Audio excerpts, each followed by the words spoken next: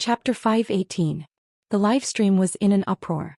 Sister E was actually going to do a livestream with Yan Kai, and it was even a collaboration with Nanqing TV. This was simply too amazing. Hao Han and his team were dumbfounded.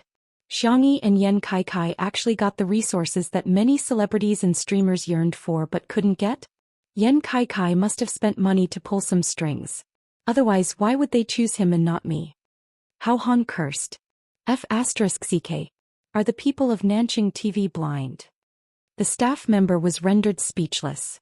This was probably what they called incompetent rage. Yan Kai was from Nanqing, which was also an important reason why Nanqing TV chose him to do the livestream. Originally, this resource was directly given to Xianxia. The TV station saw that Xianxia and Yan Kai's livestream today and decided on this spot at the last minute. It was time for Yan Kai to end his livestream. Once the two sides contacted each other, they happily agreed to come over and help with the livestream.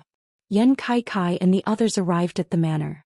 Shi Sui, Tianji and Ling Yi were doing a mission and Xianxia came to the door to welcome them. Yan Kai got out of the car first. He was thinner in real life than in the livestream and his skin was slightly darker. "Hello, Sister E." Yan Kai greeted her warmly and didn't forget to go around to the other side to open the car door for Guan. Guan's face was pale and she didn't look as energetic as when she started the livestream just now. She forced a smile at Xianxia. "Hello, Sister E, I'm Spicy Tutu." "Oh." Xianxia looked at Guan. "Can I take your pulse?" Guan was stunned. Of course." Xianxia raised her hand and reached for Guan's wrist, accurately feeling her pulse. A moment later, Xianxia retracted her hand. "I'm a little weak. Maybe I'm overtired. But don't worry, it's nothing serious. Come in and rest for a while." Yan Kai frowned. "Why didn't you say that you weren't feeling well?" "Oh." He paused in embarrassment. Guan smiled and asked, "What will happen? Will you be worried about me?" Yan Kai changed the subject. "Have a good rest later." When the audience saw this scene, they tacitly smiled in front of their screens. In the living room, while Yan Kai was busy confirming the equipment for the live broadcast with the program team, Guan was arranged by Xianxia to sit on the couch by the floor-to-ceiling window. Hot water, a pillow and a small blanket were all arranged. Xianxia also brought an incense burner and lit a stick of incense. "This incense has a sleeping effect. Why don't you take a nap?" Xianxia suggested. Guan was used to working at a fast pace. Even though her menstrual cramps were severe, she subconsciously felt that resting was a sin. "I'm still in the middle of a live stream. How can I lie here? People need to rest when they're tired." Xianxia tucked in the blanket for her. "I don't think the audience would like to watch the live broadcast where you work when you're sick and force yourself. And in life, who doesn't get tired?" Viewers in the live stream, Sister E is so gentle cac. Come and listen to what Xianxia has to say. "Oh my god, I suddenly understand why Two Under One Roof is so popular. It's because it's realistic enough but not cruel enough." With just a few words, Guan's anxious mood calmed down. The fragrance of incense filled the air, like the smell of fir trees on a snowy day, mixed with a faint smell of Chinese medicine. Guan fell asleep unknowingly. When she woke up, there was a thermos flask in front of her. She unscrewed it to find a cup of brown sugar ginger tea inside. She suddenly felt a lump in her throat. Chapter 519. The livestream industry was very popular, but being a streamer wasn't easy. It was the norm in the industry to treat women like men and men like beasts. In contrast to the high-intensity work, there was an invisible pressure on one's mind. It couldn't be stopped. Guan understood that Xianxia must have known that she was feeling unwell from the moment she took her pulse. That was why she told her to rest. However, she didn't take credit for it and instead just showed her concern. She maintained a sense of propriety and distance. After being exhausted for so long, she really couldn't resist being treated gently all of a sudden. Guan sniffed and drank a mouthful of the steaming brown sugar ginger tea. She felt her body and heart warm up along with it. When she first entered, she claimed to be Spicy Tutu out of politeness. But now, Guan had truly become a fan of Xianxia from the bottom of her heart. She was extremely loyal. Hao Han was displeased with the resources that Yan Kai had received, so he quickly spent money to get his team to buy another round of marketing. This time he skipped over the fake reviewers and went straight to the marketing accounts. Online celebrity skinning accounts was one of them. Xianxia and Yan Kaikai's livestream had yet to officially begin, but articles criticizing the two of them were already flying all over the internet. Our Kaikai is the best in marketing. Xianxia is nothing. Don't drag our Kaikai down. Sister E is so outstanding, why is she doing a livestream with Yan Kaikai? She's so lowly, she's dragging down Sister Yi's status. No way, right? Is there anyone who doesn't know that the data in Yan Kaikai's livestream is fake? Their livestream today is definitely going to fail. What's there to sell about agricultural products? Why don't you watch Hao Han's livestream tonight? Today is e-commerce foodie day, there's a lot of delicious food in his livestream. Compared to Yan Kaikai, Hao Han was very willing to spend money on marketing and his livestream immediately became popular. In addition, he had posted a preview of tonight's livestream, and many popular snacks were included. For example, sugarless milk tea, spicy crayfish, strawberry biscuits, and so on. Many netizens left comments under the preview, saying that they would definitely lock down Hao Han's livestream tonight. In addition, some netizens were influenced by the marketing accounts, and the comments below were all criticizing Xianxia and Yan Kaikai's livestream. It was fine to sell other things, but agricultural products? There was no way to sell things like rice, millet, green beans, and sesame seeds. The hour hand pointed to 6:59. The livestream of Two Under One Roof remained open, and so did Yan Kaikai. 7 o'clock sharp. Yan Kaikai shouted at the top of his voice, "Ladies and gentlemen, this is Kaikai. The livestream is about to start. Quickly share the link to the livestream on Weibo and WeChat Moments. Beside me is our Sister E Xianxia. Sister E, come and say hello to everyone." Xianxia sat upright and still. He was not nervous at all. She calmly waved at the camera. "Hello everyone, I'm Xianxia. It's been a long day. Have you had dinner yet?" There were so many comments in the livestream that it was dizzying. "Did you hear that? My wife cares about me. Wifey, I ate it already, kiss kiss kiss kiss. I'm coming, I've already chopped off my left hand yesterday and I'm preparing to chop off my right hand, dog head. Oh wow, these two together actually look like a couple? Guan Guan. I heard someone is courting death. Sure sway. This woman is mine, got it?" At the same time, Hao Han's livestream had also started. He thought that since he had spent so much money there should be some effect, right? Hence he secretly gestured to the staff to show him the data. Chapter 520. The staff member hesitated, not knowing if he should show it to him. Hao Han was an impatient person and urged him again. The staff member had no choice but to show him the data. On the 3 tablets were the data of the 3 livestream rooms. The comparison of the number of viewers online was extremely stark. Hao Han's livestream, 3492051. Yan Kaikai's livestream, 5847329. Two Under One Roof's livestream, 8542245. Hao Han was speechless. Did Yan Kaikai buy the data? He must have, right? Otherwise, how can the data be twice as fast as mine?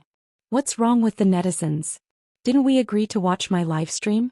Why are all of them watching Yan Kaikai and Two Under One Roof? Thinking about how he had spent so much money but didn't even get a response, Hao Han was so angry that he shut himself up on the spot. Xianxia and Yan Kaikai didn't know about Hao Han's little tricks. The two of them cooperated and began to show the products that they would be carrying today. Dear viewers, the first treasure we recommend tonight is Nanqing's Red Heart Sweet Potato. This is a new variety cultivated by the Nanqing Academy of Agricultural Sciences. Not only is it delicious but it's also healthy. We've fought for a very discounted price. The original price was 9 yuan per caddy, but today in our livestream, 5 caddies are 39 yuan per caddy. We're also giving away 2 caddies of White Heart Sweet Potato, which has a softer texture. The unit price is equivalent to 1 caddy. Usually, Guan Guan would act as an assistant and calculate the price for Yan Kaikai in advance. Today they had changed partners at the last minute and the two of them didn't have time to get along. Yan Kaikai's heart was in his mouth and sweat appeared on his forehead. His mind was racing as he tried to think of a way to smooth things over. However, he heard a gentle voice in his ear. 7 yuan. Yan Kaikai was stunned for a second before he quickly said, "Wow. This price is really affordable. Let's do it. Right, Guan, ahem, sistery." Although Yan Kai was a mature livestream host, habits were really powerful. Despite his rich experience, he still couldn't help but blabber. Xianxia said calmly, "Yes, sweet potatoes can be steamed or cooked with porridge. It's also a good choice to make carrot sweet potatoes or stir-fried sweet potato puree. If you can afford it, you can also add some raisins, nuts or something." Yan Kai. What kind of godly partner was this? He was almost moved to tears. Sister was so reliable. Inexplicably, Yan Kai was affected. He calmed down and acted like a professional streamer. Regarding the red heart sweet potato, it's actually related to our Nanqing's poverty alleviation. Let's connect to Nanqing TV. Beep. The live broadcast room and Nanqing satellite TV were connected successfully. The host smiled and said, "Xianxia Yan Kai hello. Today's cooperation is the first time for our Nanqing satellite TV. This time, we invited 2 spokespersons to help with the online sales of our agricultural products. First, let's listen to the story behind poverty. Nanqing satellite TV has changed the style of traditional media. Each agricultural product is accompanied by a short video of tens of seconds. It is not the kind of agony style, but the production is vivid and interesting. Watching the belly. The live stream continued in an orderly manner. Next, we recommend Xiaomi. Millet is good for the stomach when used to make porridge. It can be cooked together with pumpkin. This product is amazing. It's black sesame. Black sesame is fried and sealed. Eat a small handful every day. It has a certain hair care effect.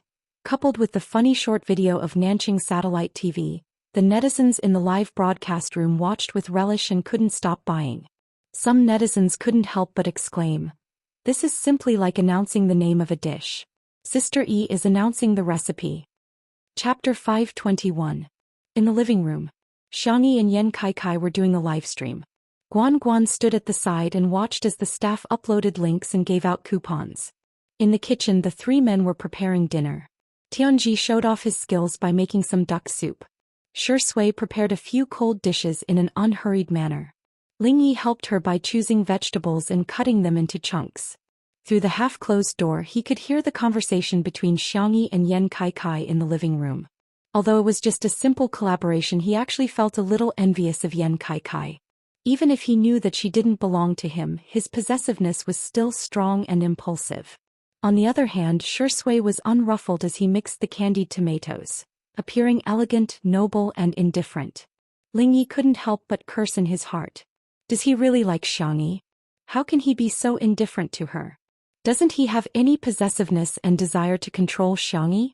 As if sensing Lingyi's gaze, the young best actor turned his face and asked with a deep gaze, "Are the vegetables ready?" Lingyi said, "Yes, I've watered them." Shui nodded and said, "Thank you." Lingyi handed the vegetables over and saw that Shui was leisurely preparing to boil the vegetables.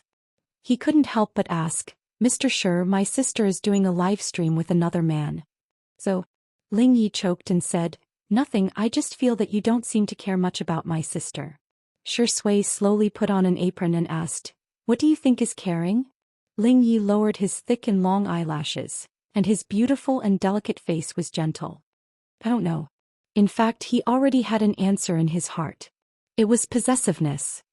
Everyone's understanding may be different, but at the very least, caring shouldn't be a hindrance to the other party. It's not restricting the other party from making friends or restricting the other party's freedom. Shui's words stunned Lingyi. It also won the strong approval of the fans in the livestream. "I'm praising Shui. He's so righteous." Yes. No matter how much you like someone, no one has the right to deprive others of their freedom. Actually, I'm quite annoyed with the memes about being locked in a basement. Liking someone should be based on respect. The Xiang family old estate. Xiang Yin, who had learned how to shop online, had a sullen expression on his face as he used his acupuncture needles to buy everything that his granddaughter bought. Meanwhile, Madame Xiang sent a voice message to the Sunset Glow Sisters group. That's right. The person streaming with Kai is our little granddaughter. Sisters, please support her. No, I'm not as outstanding as you say. I'm just average. My old man is shopping. Self-taught? He's not that smart. It was our precious little rabbit who taught him how to shop online. Xiang Yin blushed and coughed. Okay, cut it out. Madame Xiang snickered. Old man, are you shy? Xianxia retorted righteously. Do I seem like the kind of person who would be shy? Madame Xiang saw through him but didn't expose him. Instead, she continued to send voice messages to the group. Well, the group owner, Mrs. Zhou, loves to show off her grandson. My little rabbit is the most outstanding one. The 1-hour live stream ended. The sales figures were tabulated immediately. Yan Kai was not the only one who was looking forward to it. Even Hao Han was waiting for the results. When Guan saw the data, she smiled and ignored Yan Kai. Instead, she looked at Xianxia. Sister E, congratulations, your live stream sales have exceeded 100 million yuan. And it's 200 million yuan. Chapter 522. This data was quickly spread. Damn, 200 million yuan. The point is, the two of them only live-streamed for an hour. This figure has broken an industry record. I reckon that capital is about to enter the market and celebrities may become the norm. On the internet, countless people expressed their opinions. What did you say? 200 million yuan? When Hao Han went offline, he heard the figures that his assistant told him. His face was full of disbelief. Where are my figures? There was still a last glimmer of hope in his heart. Perhaps the figures of his livestream had exploded because of the good traffic today. The assistant trembled in fear. 20 million yuan. Not only was the sales figures far from Xianxia and Yan Kai's figures, but they were also not as high as usual. There was no other reason than the fact that the market for live-streamed goods was only so large at the moment. Now that Yan Kai's livestream had more viewers, Hao Han's livestream would definitely be affected. The nearly tenfold difference made Hao Han so angry that he smashed a lot of things on the spot. At the thought of the upcoming live-streamed mid-year celebration, he was bound to meet Yan Kai when the time came. When that time came, how was he supposed to raise his head in front of Yan Kai? In the living room of the manor. Yan Kai was in a great mood when he heard the figures. His usual sales were about tens of millions of yuan a day, and the highest he had ever achieved was a little more than 100 million yuan. He didn't expect that his temporary collaboration with Xianxia today would result in more than 200 million yuan. Sister E, here's a toast to you. Here's to you. Yan Kai raised his glass and downed it in one gulp. Xianxia's eyes lit up as she looked at the fruit wine in the porcelain cup in front of her. She subconsciously licked the corners of her mouth. Sensing a burning gaze, she looked up and made eye contact with Shui. He smiled ambiguously as if he had seen through her thoughts at a glance. His tutu was an alcoholic. Xianxia felt a little guilty. Just as she was about to pretend that nothing had happened and continue drinking, a pair of bony hands picked up the wine glass before her. Sister E is injured and can't drink. She appreciates the gesture, but I'll drink. His low and deep voice slowly resounded in everyone's ears. His elegant and gentlemanly demeanor made it impossible for anyone to find fault with him. The man raised his neck and his Adam's apple bobbed as he drank. His thin lips were stained with water, and he slowly wiped it away with his slender and fair fingers. So sexy. Xianxia stared straight at him, her little hands clenching into fists uncontrollably. The livestream was filled with cheers. Sure, Ingdi blocked the wine for Sister E. What we got was candy. I'm going to faint. Shui's Adam's apple is so cute. I want Sister E to touch me. Sister Yi's heart aches as she looks at Shui. It's like he's looking at a treasure. I'm the only one who feels like Xianxia wants to drink. After 3 rounds of wine. Men tend to talk a lot more nonsense when they drink too much. Yan Kai didn't dare to look Guan in the eye, but he didn't have such scruples when it came to Xianxia. The two chatted about the livestream. Spicy Tutu's fans thought it was quite normal, but in the eyes of Yan Kai's fans, they were a little displeased. In their opinion, Yan Kai was neglecting Guan. I'm speechless. Is Yan Kai worthy of Guan's efforts? Xianxia is crazy. She's going to speak to Yan Kai just because he's talking to her? Her EQ is so low. I feel sorry for Guan.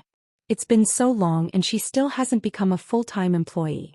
She still has to watch the person she likes talk to another girl in public. How sad must she be? Chapter 523. The most direct result of overthinking was that some people couldn't control their emotions and started flaming her. Is Vase Fairy so sick that she'll die if she doesn't have a man? Does she have to stick to every man she meets?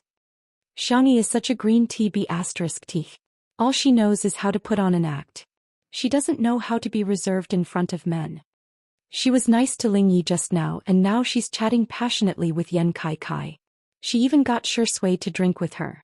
What a good move.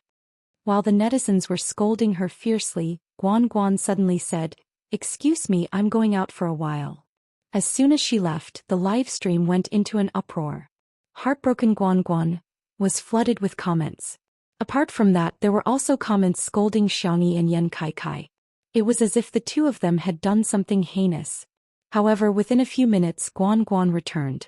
She walked into the living room with a huge cardboard box in her arms. When Xianxia saw it, her first reaction was to get up to help her carry it. Yan Kai was a step slower to react. "How can you girls do this kind of work? Let me do it." "You can't," Guan said in disdain. Yan Kai blushed. "Watch your words. We're doing a live stream." Guan was confused. She began to reflect on herself.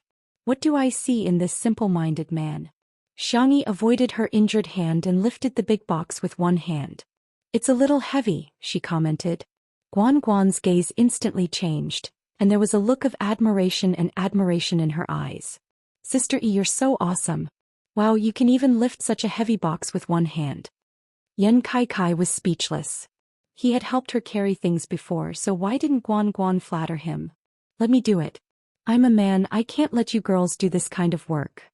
Yan Kai snatched the box from Xianxi's hands. As soon as he grabbed it, he staggered due to the weight. Yan Kai was speechless. Is this box filled with stones? How can Xianxia, who looks so gentle, lift it with one hand effortlessly? When the livestream viewers saw the scene, they were instantly amused. Yan Kai is so chauvinistic, but it's not the disgusting kind. I'm about to throw up from laughing. Yan Kai, you probably don't know anything about Sister Yi's strength. She is a cute girl who can carry a pig without batting an eyelid. In order to defend his male dignity, Yan Kai insisted on moving the box to the dining table even though his face was red. Tianji looked at them and said, "Hey, what are you doing here?" Ling Yi was next to him, his head lowered as he played with a game console that Xianxia had left behind. He looked obedient and docile, but in the game he was sharp and ruthless. Every move he made was fatal. Guan opened the box and took out the things inside one by one. "Sister E, this sunscreen hat is super useful. Sister E, do you like spicy food? This shop's spicy strips are delicious. Sister E, this detergent is not only effective but it also smells good. You must have it." The more they listened, the more they felt that something was amiss. Why did it feel like this big box of things without exception was all for Xianxia? Li Jinyu asked the question that was on everyone's mind. Guan, are these all for Sister E? Guan smiled and said, Yes. I really like Sister E, so I must give her all the good things that I think are good." The netizens who were scolding them just now were speechless. What kind of F***king plot is this? Chapter 524. Xianxia paused for a moment and said, "Wait a minute, I'll go get something for you." Not long after, Xianxia brought over a bunch of food and drinks. For example, Little Rabbit Farm's new mixed noodles as well as their signature products, spicy rabbit head, spicy beef, as well as her own pickled vegetables, salted duck eggs, fermented grape wine, plum wine, and so on. It was packed to the brim. After filling up Guan's box, there was still a lot left. Guan was shocked. "Are these all for me? Sob Xianxia, you're the best. I must be the happiest fan in the world." The girl said calmly, "This is a gift in return." However, Shui noticed that she was poking at the hem of her clothes with her fingertips, looking lively and happy.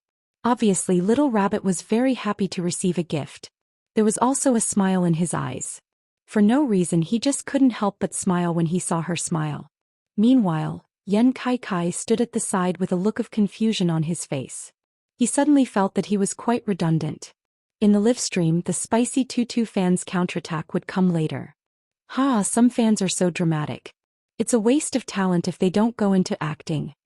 Are you sure Guan is the one being ignored and not Yan Kai? It's like a tool. The friendship between girls is so cute and spicy. It's cured. At this moment, many of Yan Kai's fans who were flaming him were blushing in front of their screens. Yan Kai had only come to work with Xianxia to deliver goods. Now that the task was completed, he still had work to do. After dinner, he got ready to leave. Before leaving, Guangguan held Xiangyi's hand and reluctantly talked to her for a while. The two girls exchanged contact information and even exchanged addresses so that it would be easier to send things to each other in the future. Yan Kai could only awkwardly chat with Shui. Shui, when will we be able to see your new movie? Shui smiled and said, it depends on fate. Hearing this, many of his fans were a little disappointed. Shui had already won the Best Actor award at such a young age. His career had already reached its peak. Even if he announced his retirement now, he would still be worshipped in the future. But they still wanted to see Shui's life with more honor. Hearing this, Guangguan asked Xiangyi curiously, Sister E, do you know how to film? Yan Kai continued, hey, I think you two can work together. The two of them were just chatting casually, but they accidentally stirred up 1,000 ripples. The joke of the year. Please, pretty sister, I'm willing to pay for a magazine shoot or a live stream as long as you don't ruin my eyes on the big screen. I've endured it for so many days, but I can't take it anymore today. I don't mind if they're a couple, but Ingdi's works are not to be sullied. He's such a good actor, he shouldn't waste it on a woman like Xiangyi who only knows how to glare and pout. Yan Kai still wanted to say something, but Guangguan realized that she had said something wrong and secretly pinched Yan Kai's arm. She tried to salvage the situation by saying, hey, we're just joking. Your daily life is as beautiful as a movie. When I get rich, I'm going to go home and farm too. Xiangyi didn't think too much about it, but Shui raised his eyebrows. Work together? He looked at Xiangyi with a gentle gaze that was like a sparkling lake under the sunlight. Of course I'm willing, but I don't know if Sister E is willing to work with me. Chapter 525. The netizens were speechless. Is Ingdi so lovey-dovey? Doesn't he know how good Xiangyi's acting skills are? His words aroused the dissatisfaction of some of his fans. Ingdi, are you crazy?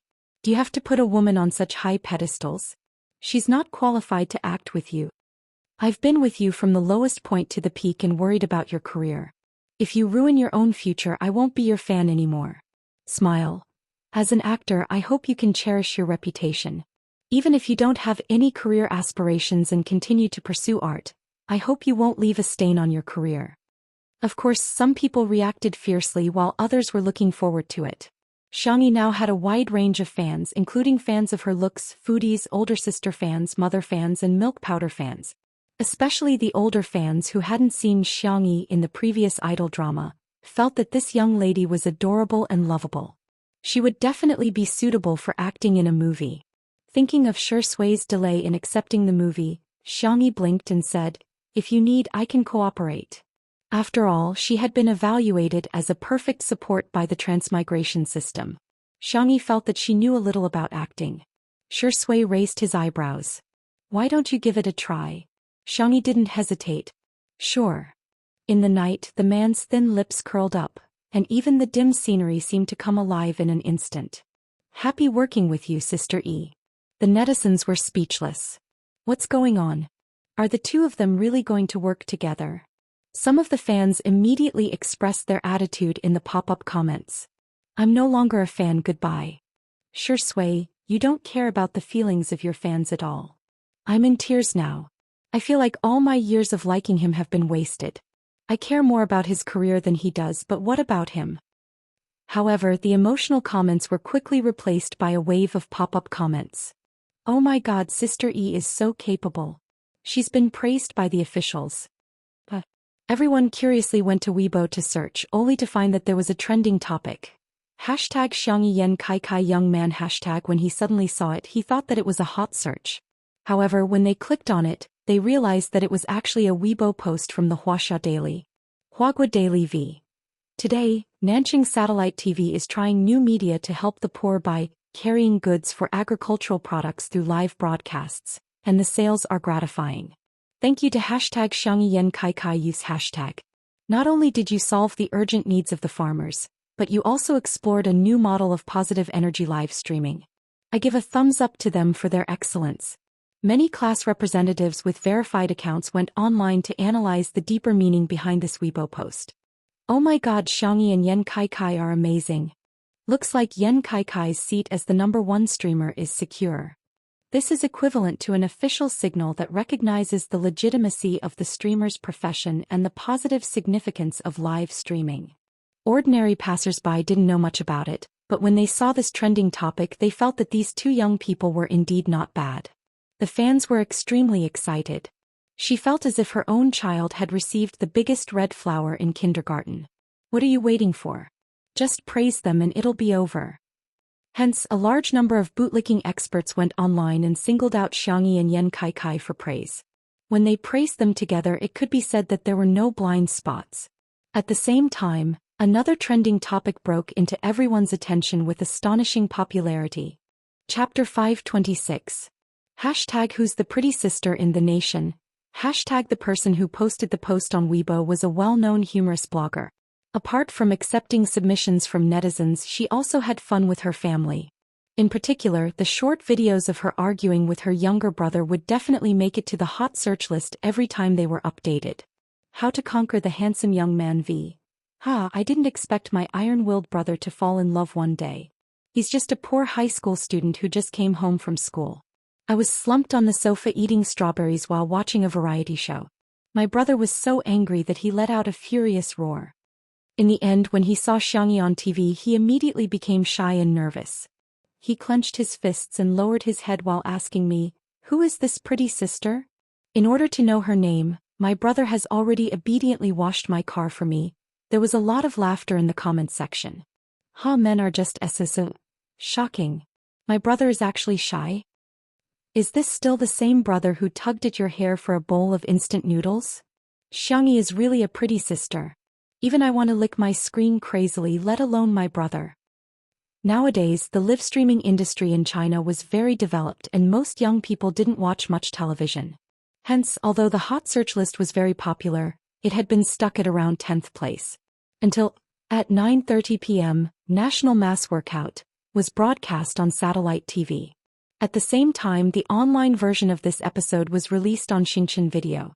Many fans who were watching the online version were the first to reach the battlefield. Junhan, let's go. Mommy is here. Wow, Su Tumi is in this episode. I like her so much. Spicy Tutu will never admit defeat. Our sister Yi's reputation is rising. At this moment, countless people were slumped on the sofa or bed, enjoying the rare leisure time of the day. After the familiar introduction ended, a delicate and fair face appeared in front of everyone's eyes. The young girl was holding a black recurve bow with a bow on her head. She was dressed in a bright and sweet manner, but there was a trace of coldness in her eyes. She squinted, aimed, and pulled the bow. Whoosh! The young girl didn't look at the results and instead lowered her head to take an arrow. The audience in front of the screen. There was an instant pop-up comment section. Damn it, what kind of pretty sister is this? My sister used her cuteness as a weapon and shot me in the heart with an 8x scope. Is this the legendary true expert who never looks at the score after shooting an arrow? Coach, I want to learn this.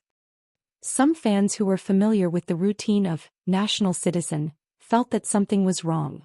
The first person to appear would be the main guest of this episode. Come on, in terms of celebrity status, popularity, and status, what qualifications did Xianxia have to be the main guest? What a joke.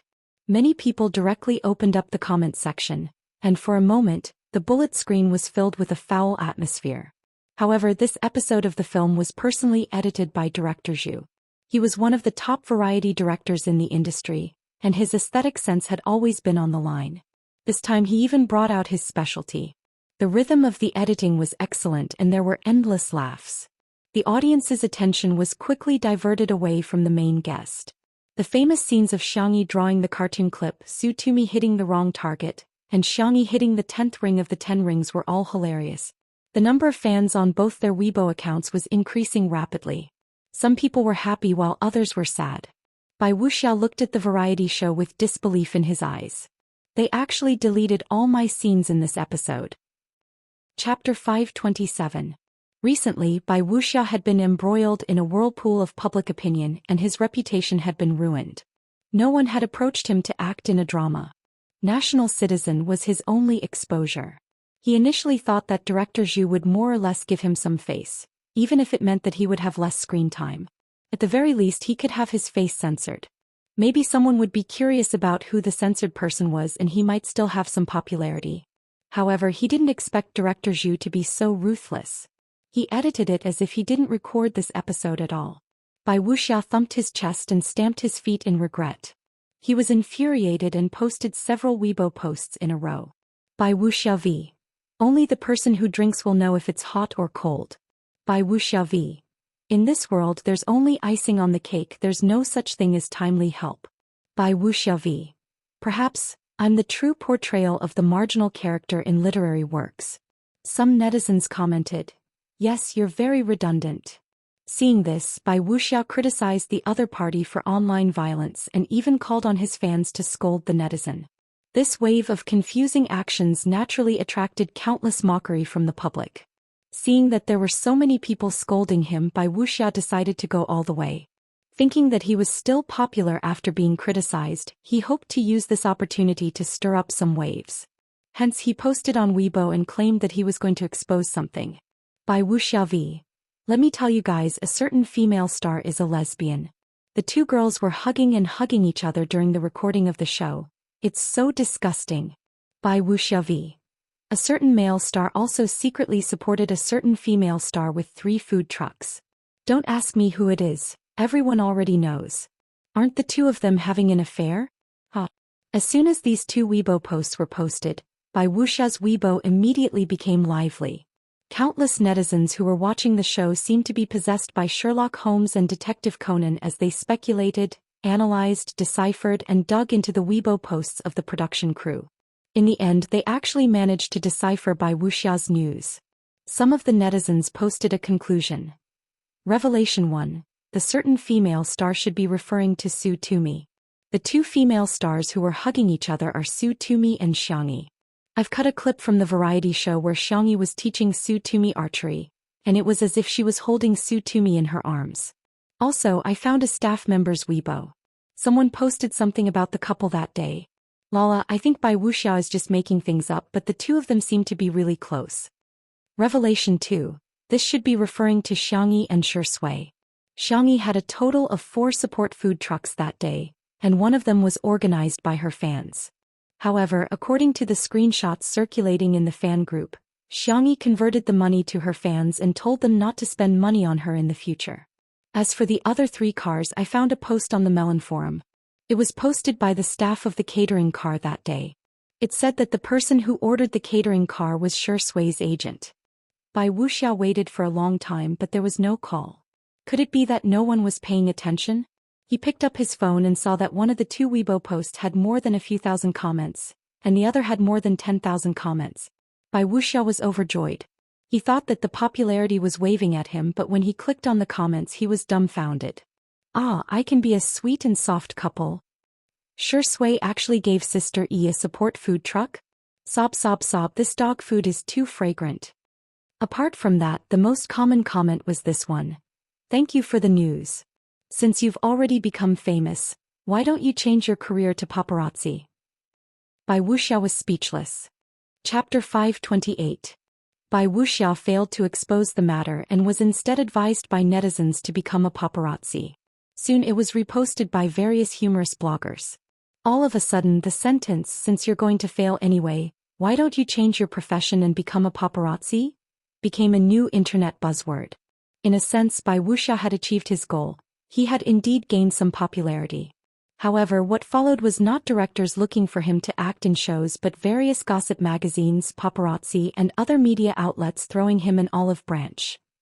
The second round of the game segment of National Citizen was broadcasted. On the screen, Xianxia was dressed in a clean and neat camouflage uniform with a belt around her slender waist. Her hair was tied into a bun and she was carrying a sniper rifle that was disproportionate to her body size. However, she was surprisingly sassy and beautiful. In particular, at the moment she fired the shot, the pop-up comments were filled with comments such as, I'm dead, sister shot my heart, and I died repeatedly in front of the screen. However, when the crowd found out that she had killed her teammate Jun Han, they laughed so hard that they were about to cry. For this part, director Zhou used editing techniques similar to those used in war movies as the camera kept switching between each person. The post-production was also particularly impressive as it was accompanied by all kinds of exciting music. Many people were so engrossed in watching that they even forgot that it was just a variety show. All of a sudden, the scene turned into an intense push and pull that pulled the crowd back to reality. Someone complained, "Why are you shaking the camera? You're making me dizzy." At this moment, the screen turned black and the post-production subtitles appeared, which briefly described the accident that happened to Su Tumi on the day of filming. When the audience saw that Su Tumi was actually being chased by a wanted criminal, director Zhou did not cut the scene and instead played the sounds of Su Tumi crying and panting when she was running. The editing made everyone's hearts wrench up. Ah, how could this happen? Oh my god, I'm breaking out in cold sweat even through the screen. Although I know that Su Tumi is safe and sound, it's still so heart-wrenching to hear this scene. The panting sounds became more and more rapid, especially when she screamed.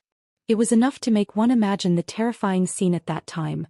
A maniacal wanted criminal was chasing after a weak and helpless young girl, like a wild beast hunting in the forest. However, in the next second, whoosh, the screen lit up.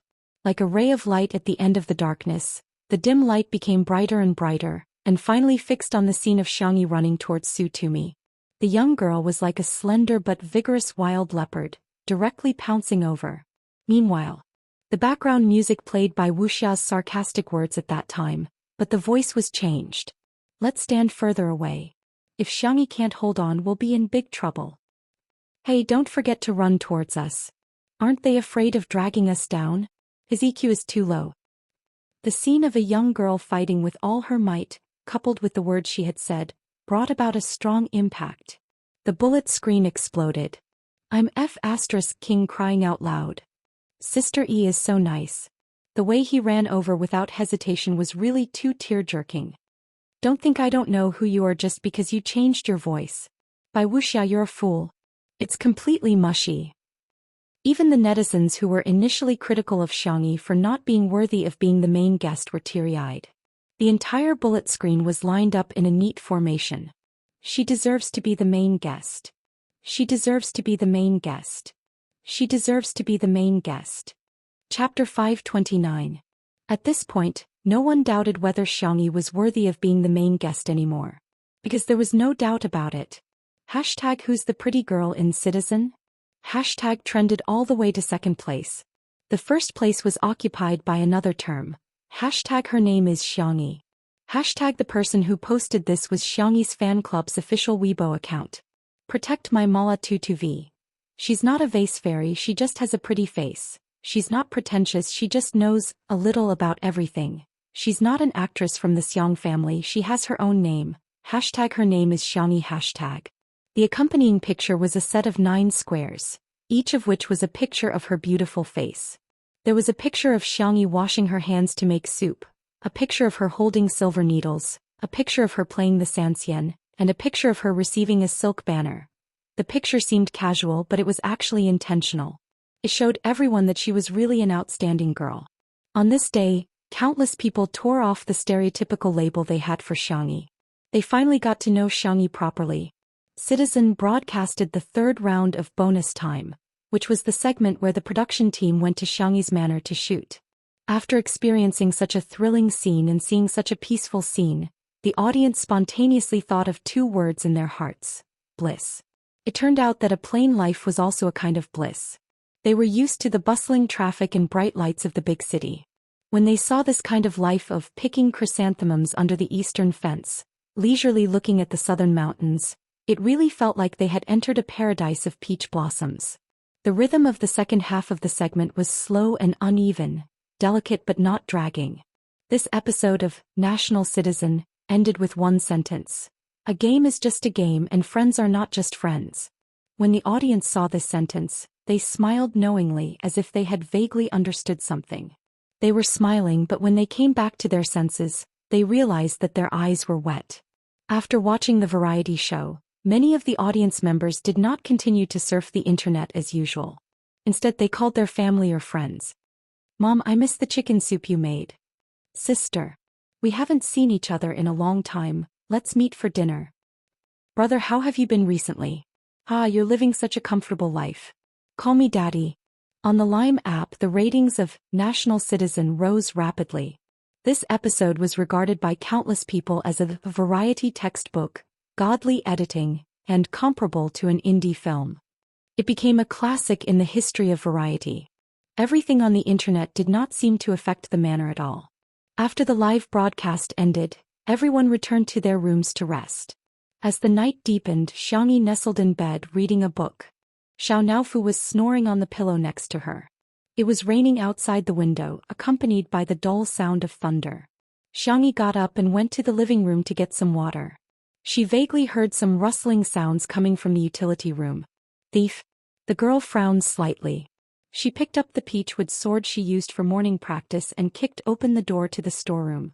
It was pitch black. She met Ling Ye's eyes. The young man's complexion was pale, as if he had fallen into extreme fear. He huddled in the cramped space as if this was the only way he could feel safe. Xianxia looked at him for a few seconds and walked away. Ling Ye wanted to grab the corner of her shirt, but he did not manage to reach it. A bitter smile appeared on his lips. Perhaps this was retribution.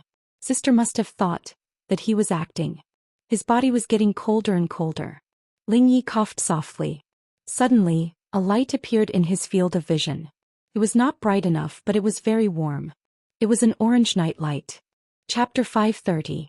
The stars outside the window were sparse and the room was silent. A ray of light suddenly appeared in the boundless darkness. Ling Yi stared at the lamp in shock and suddenly felt a lump in his throat. Immediately afterwards, a warm and soft little Shiji was stuffed into his arms. The little Shiba Inu was still in a daze. It opened its moist eyes and tilted its head in bewilderment. Little Shiji is very obedient. Can it accompany you? The girl's voice was gentle and sweet, just like the sound of nature in the middle of the night.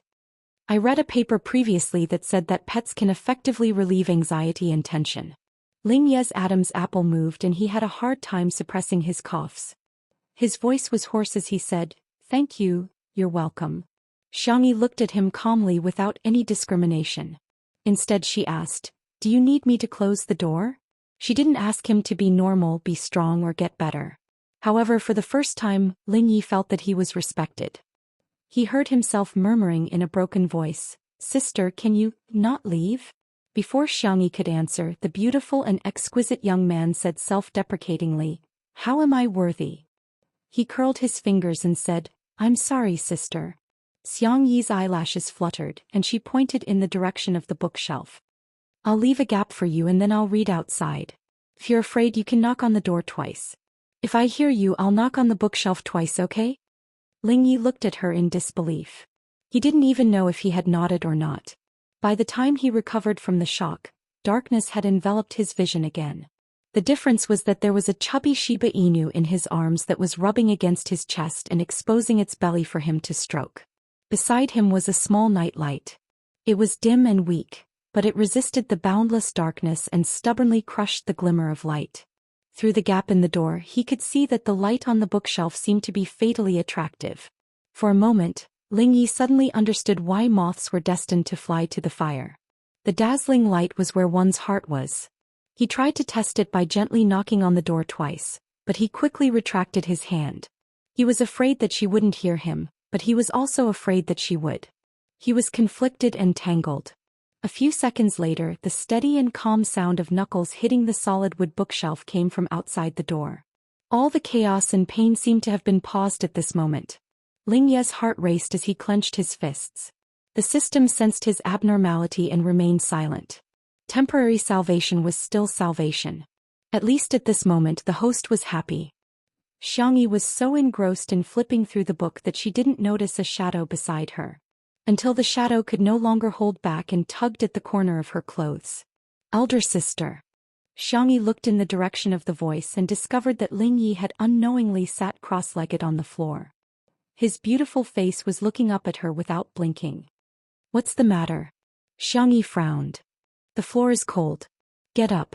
My sister cares about me." This realization made Ling Yi both excited and pained. "Sister, can I always stay by your side?" "Sister, I will be very obedient." "Sister." The last word was said in a nasal tone. It sounded like he was acting coquettishly, but more like he was pleading. Xiangyi said indifferently. Ling Yi, don't lose yourself. You should go home. Hearing this, Ling Yi suddenly smiled bitterly. He said, Sister, not everyone wants to go home. Chapter 531. Xiangyi was slightly taken aback. Ling Yi looked up at her and said in a hoarse voice, Sister, do you know that no one will wait for me to come home? No one. Suddenly he could smell the fruity scent of citrus. Xiangyi squatted down in front of him. It's okay. After you complete all the missions, you can choose a world to stay in. Can I choose Sister's world? As soon as the young man finished speaking, his expression suddenly changed. His face turned pale as if he had lost all his vitality in an instant. Ling Ye's lips were moving and his eyes were dilated. He seemed to be talking to the system in his mind. Xiangyi could vaguely hear a few words. Impossible. You betrayed me? Even you betrayed me.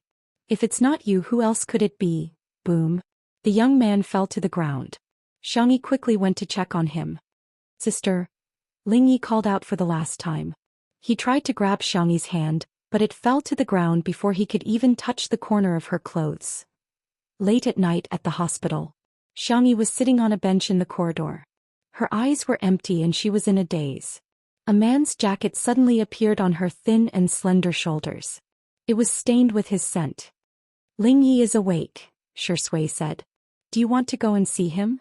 Xiangyi collected her thoughts and nodded. She walked to the door of the emergency room. Through the transparent glass, her gaze fell on the unconscious young man. However, she felt as if she was looking at another person. She suddenly stopped in her tracks. After a while, Xiangyi looked down. It's good that he's fine. However, there was no need to look at him anymore. This was because this Ling Yi was no longer Ling Yi. Where did he go? What happened? Was he still alive? Xiangyi sighed. She told herself not to think about it, but she still couldn't control herself. Her fingers were suddenly held. His slender fingers went through her hand and interlocked with hers. Sister E, I'm here. Okay, Xiangyi replied and rested her forehead on his shoulder. Boyfriend, lend me your shoulder. Shui noticed the change in Song Yunshuan's mood. Seeing that Song Yunshuan didn't want to say more, he didn't ask any more questions. He just patted Song Yunshuan's back gently with his other hand. A moment later, Xiangyi adjusted her mood. Boyfriend, let's go home. The word, go home, poked the soft corner of the man's heart. He looked gentle. Okay, listen to Sister E.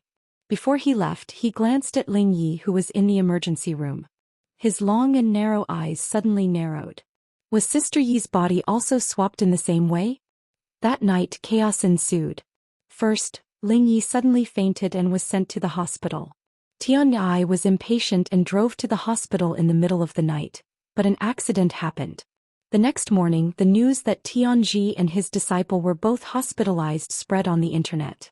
Qin Wanyan had never imagined that she would be called out and scolded because of this. The reason the netizens scolded her was that she was a jinx.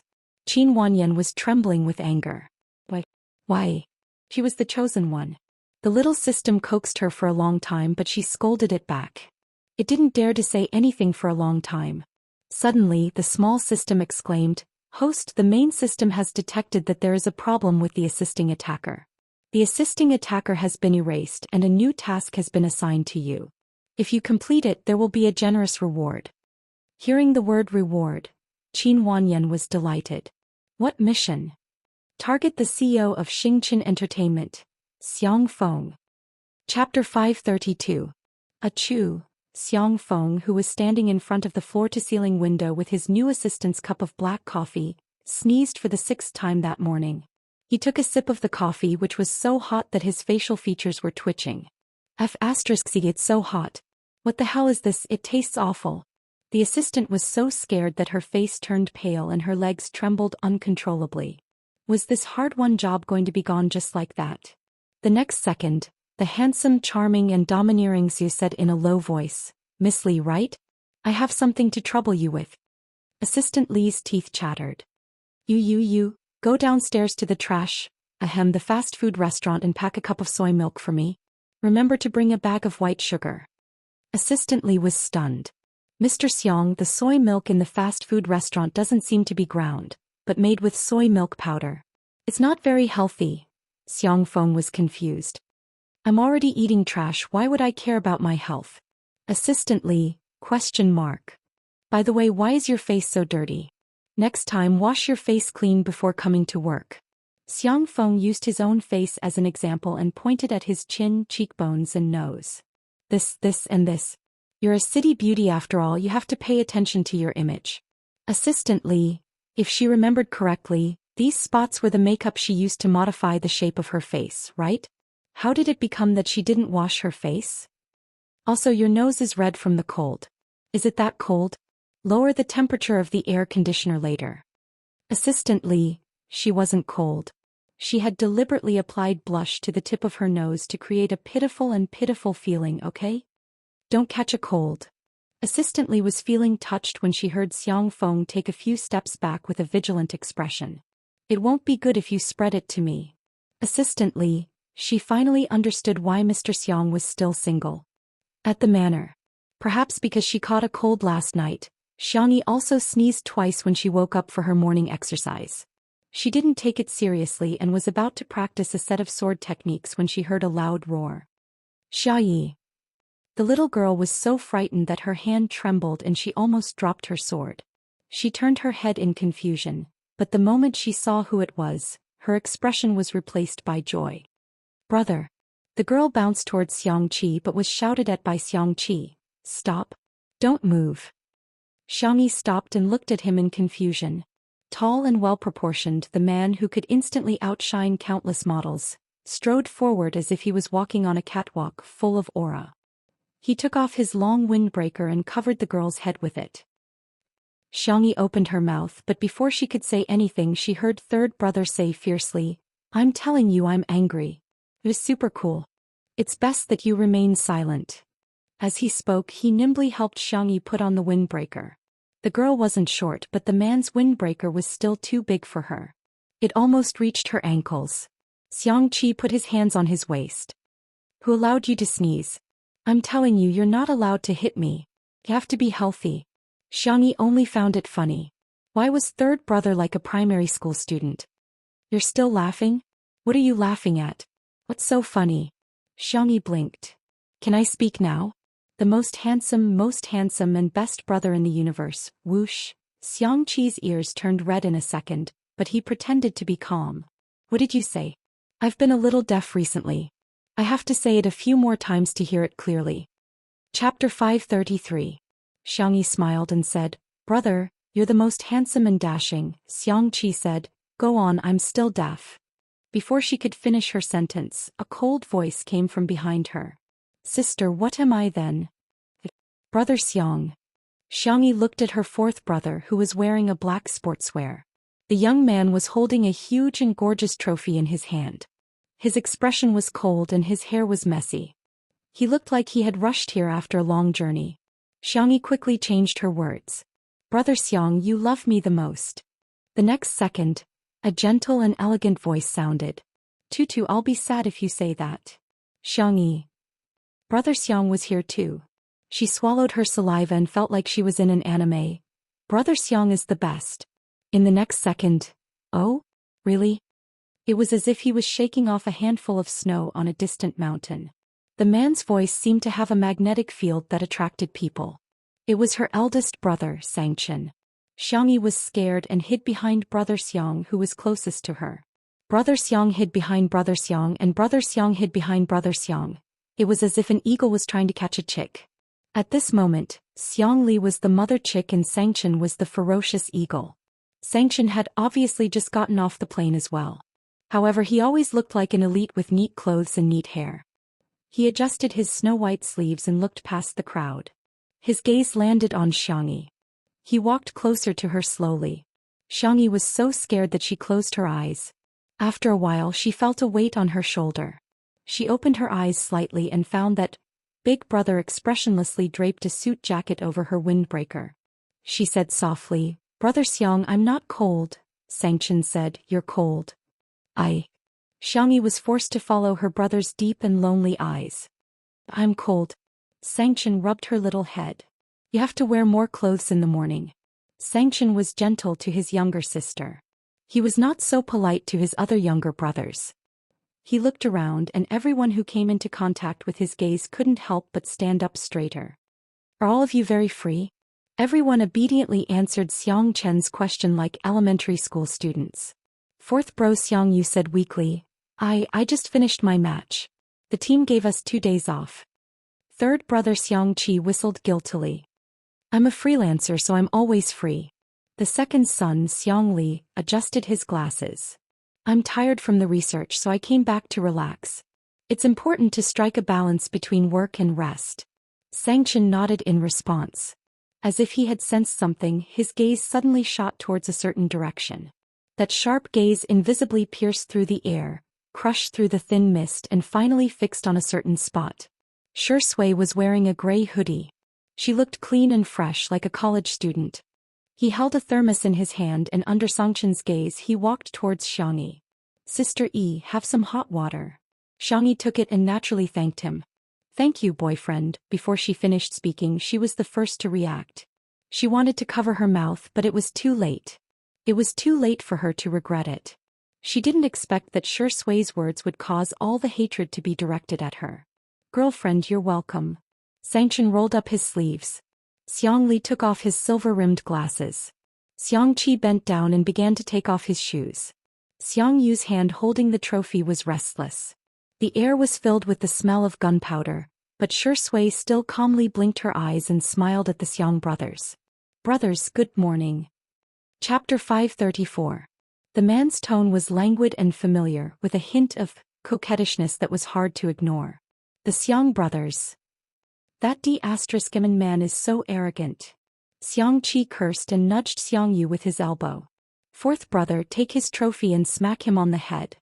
The young esports god's face was cold and aloof. Don't think he didn't know that third brother was trying to trick him. Hit him with your shoe. Xiang Yu wasn't going to fall for it. Xiang Qi. Wasn't that because he didn't dare? Shui and Xiangqian were the same age. If Xiang Yu was the demon king who dominated everyone, then Shui was the second demon king who smiled beside the demon king. He could talk, but Xiang Qi didn't dare to fight at all. Do you want to go for a run? Xiangyi tried to get Shui to leave this hellish place. Here, a towel. The young girl handed over a towel. It was obviously a soft and pink towel for girls to use. Shui took it and slowly draped it around her neck. Her movement seemed to be 0.5 times faster than normal. Thank you, Sister E, the Xiang brothers. How can you tolerate this? Xiang Qi continued to fan the flames. Xiang Yu gritted his teeth and stuffed the trophy into third brother's hands. Hold it for me. He zipped up his team uniform and walked over to Shui expressionlessly. Run. Let's do it together. Xiangyi wanted to stop him, but third brother grabbed her by the collar and she flailed her arms and legs like a little chick. Fourth brother, don't bully people. Although Xiang Yu was a professional esports player, he wasn't the type who neglected sports. On the contrary, he had excellent physical fitness and even ran a marathon during his vacation last month. Shui was such a delicate man, how could she outrun fourth brother? A certain movie king didn't know that his image in Xiangyi's heart had collapsed. He chuckled and agreed. Okay, 3 kilometers then. 5 kilometers. Xiang Yu sneered and moved his wrists and ankles. His tone was tinged with the arrogance of a young man.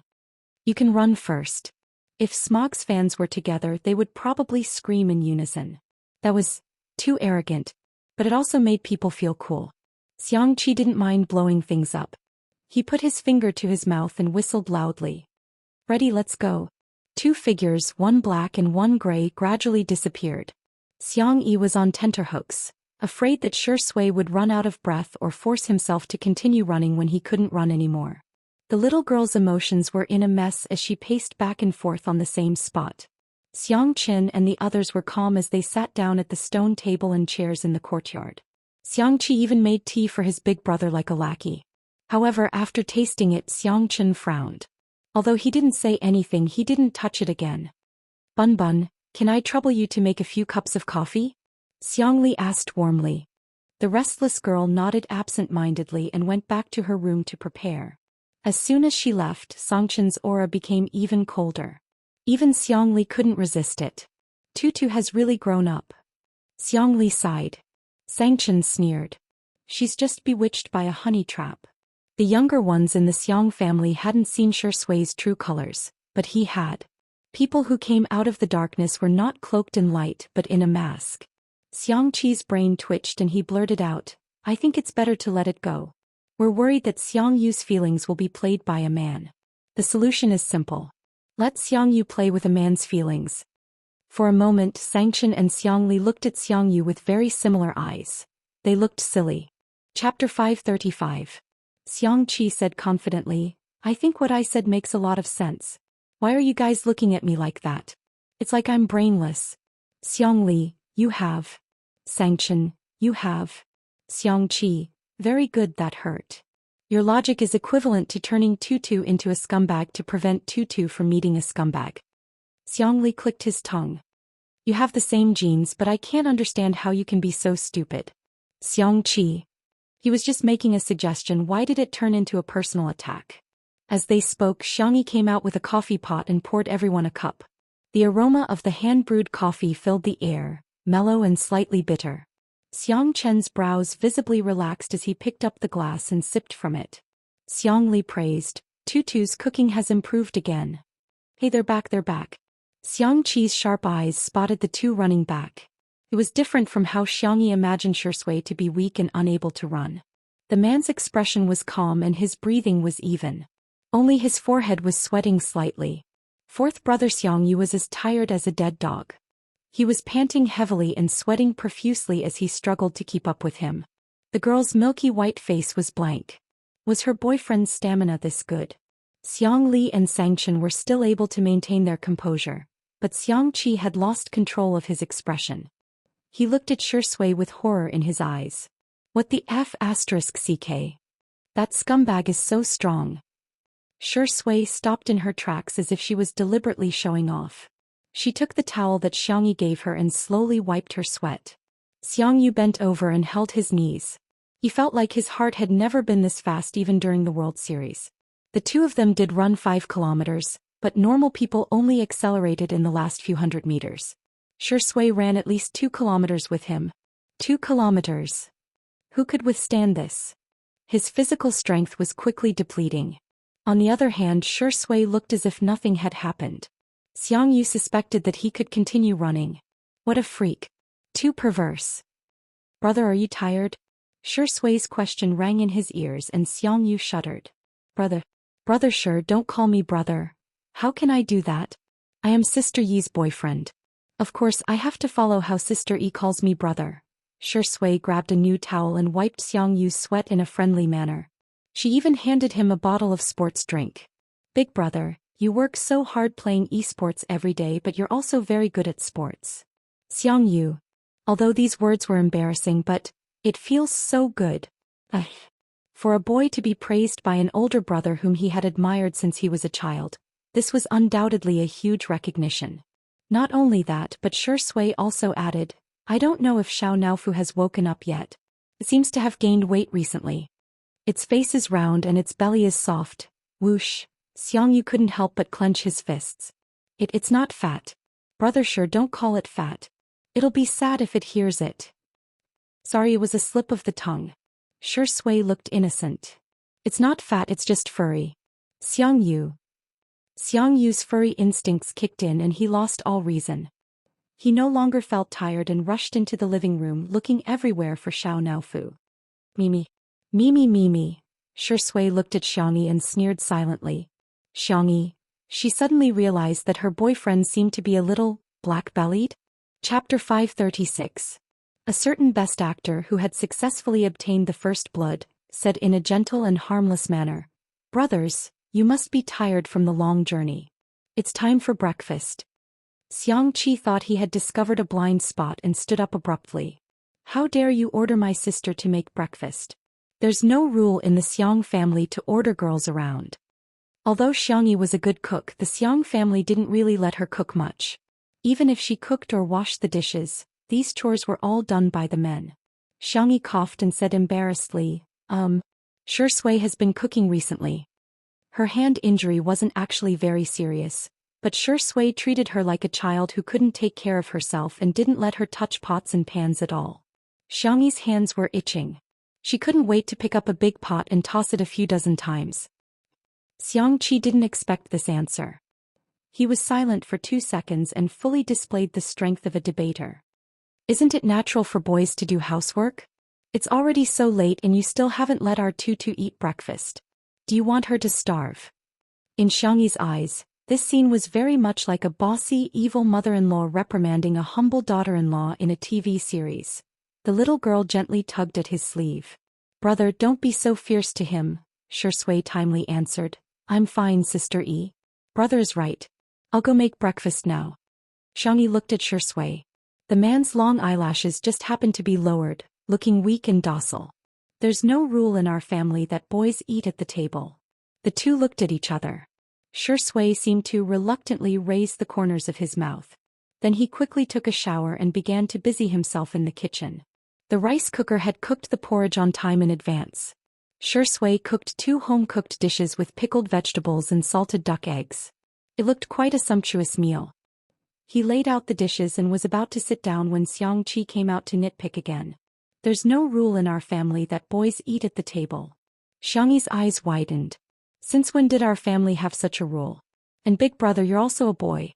Xianxia added, "Boys other than my brother." She really hated her mother-in-law. Shui said in a low voice, "Whatever my brother says. You guys enjoy your meal. I'll just go to the side and eat something." As he spoke, he took a bowl of porridge and moved to a small stool at the side. He obediently held the bowl and drank it in small mouthfuls. She was really weak, helpless, and pitiful. Those who heard this scene were heartbroken, and those who heard it shed tears. Xiangyi couldn't hold it in any longer. She sat down beside Shui with a bowl of porridge in her hand. She accompanied her silently to protest against her third brother's feudal tyranny. "Here, the duck egg yolks are for you." The girl gave all her duck egg yolks to Shui. Shui declined. "Sister E, don't worry about me. Go back and have dinner with my brothers. I can't watch you suffer like this. It's okay for me to suffer a little." Hearing the conversation between the two, Xianxia was completely baffled.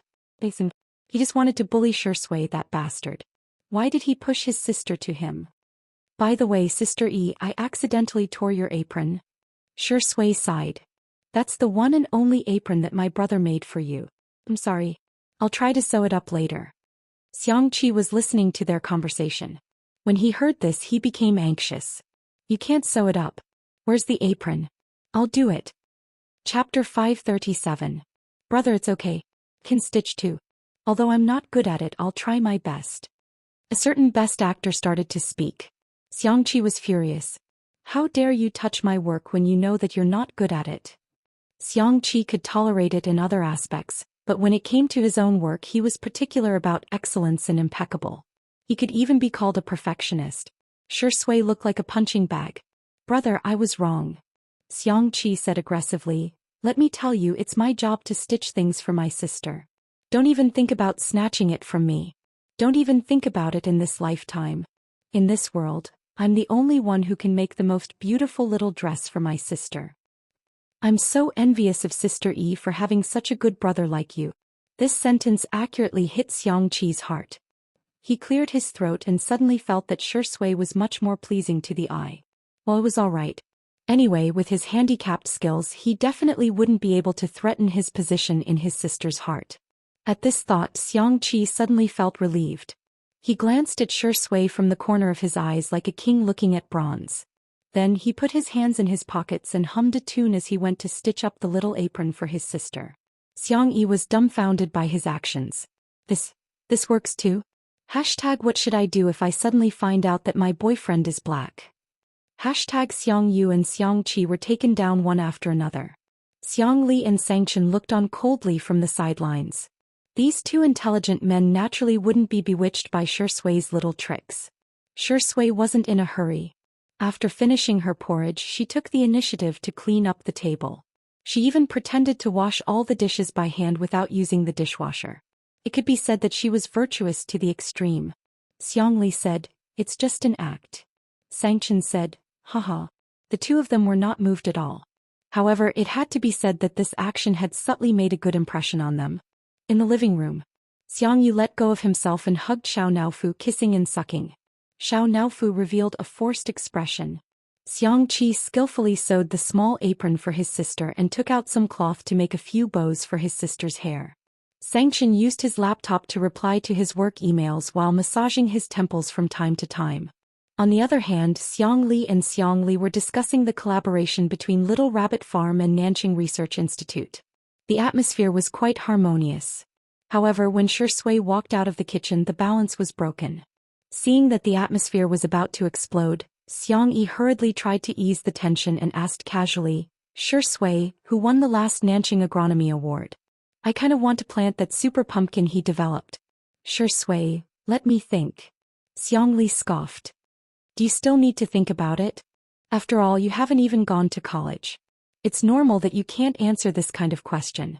The winner of the last agronomy prize was. Xiangli was suddenly at a loss for words.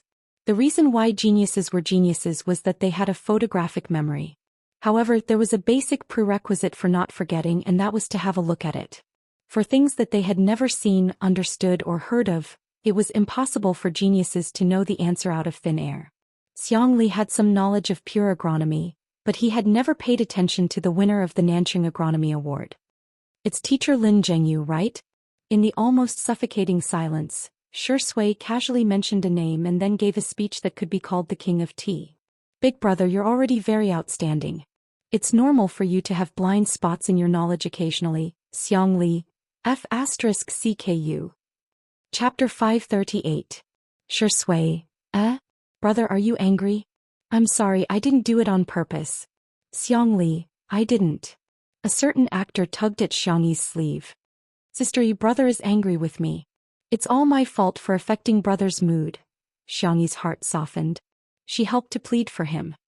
Brother, don't be angry, okay? Shui has a point. Brother, you're too strict with yourself. Even geniuses aren't omniscient and omnipotent. Also, Shui didn't go to university. It's not that he didn't want to, but he couldn't because of his family. It's wrong of him to use this to mock others. Xiangli. He was so angry, but he had to maintain a smile. Xiangli, who had successfully suffered a loss, adjusted his glasses with his fingers and felt a little depressed. Forget it, he admitted defeat. He had been careless. He had underestimated Tutu's feelings for this dog of a man. However, Big Brother had not made a move yet.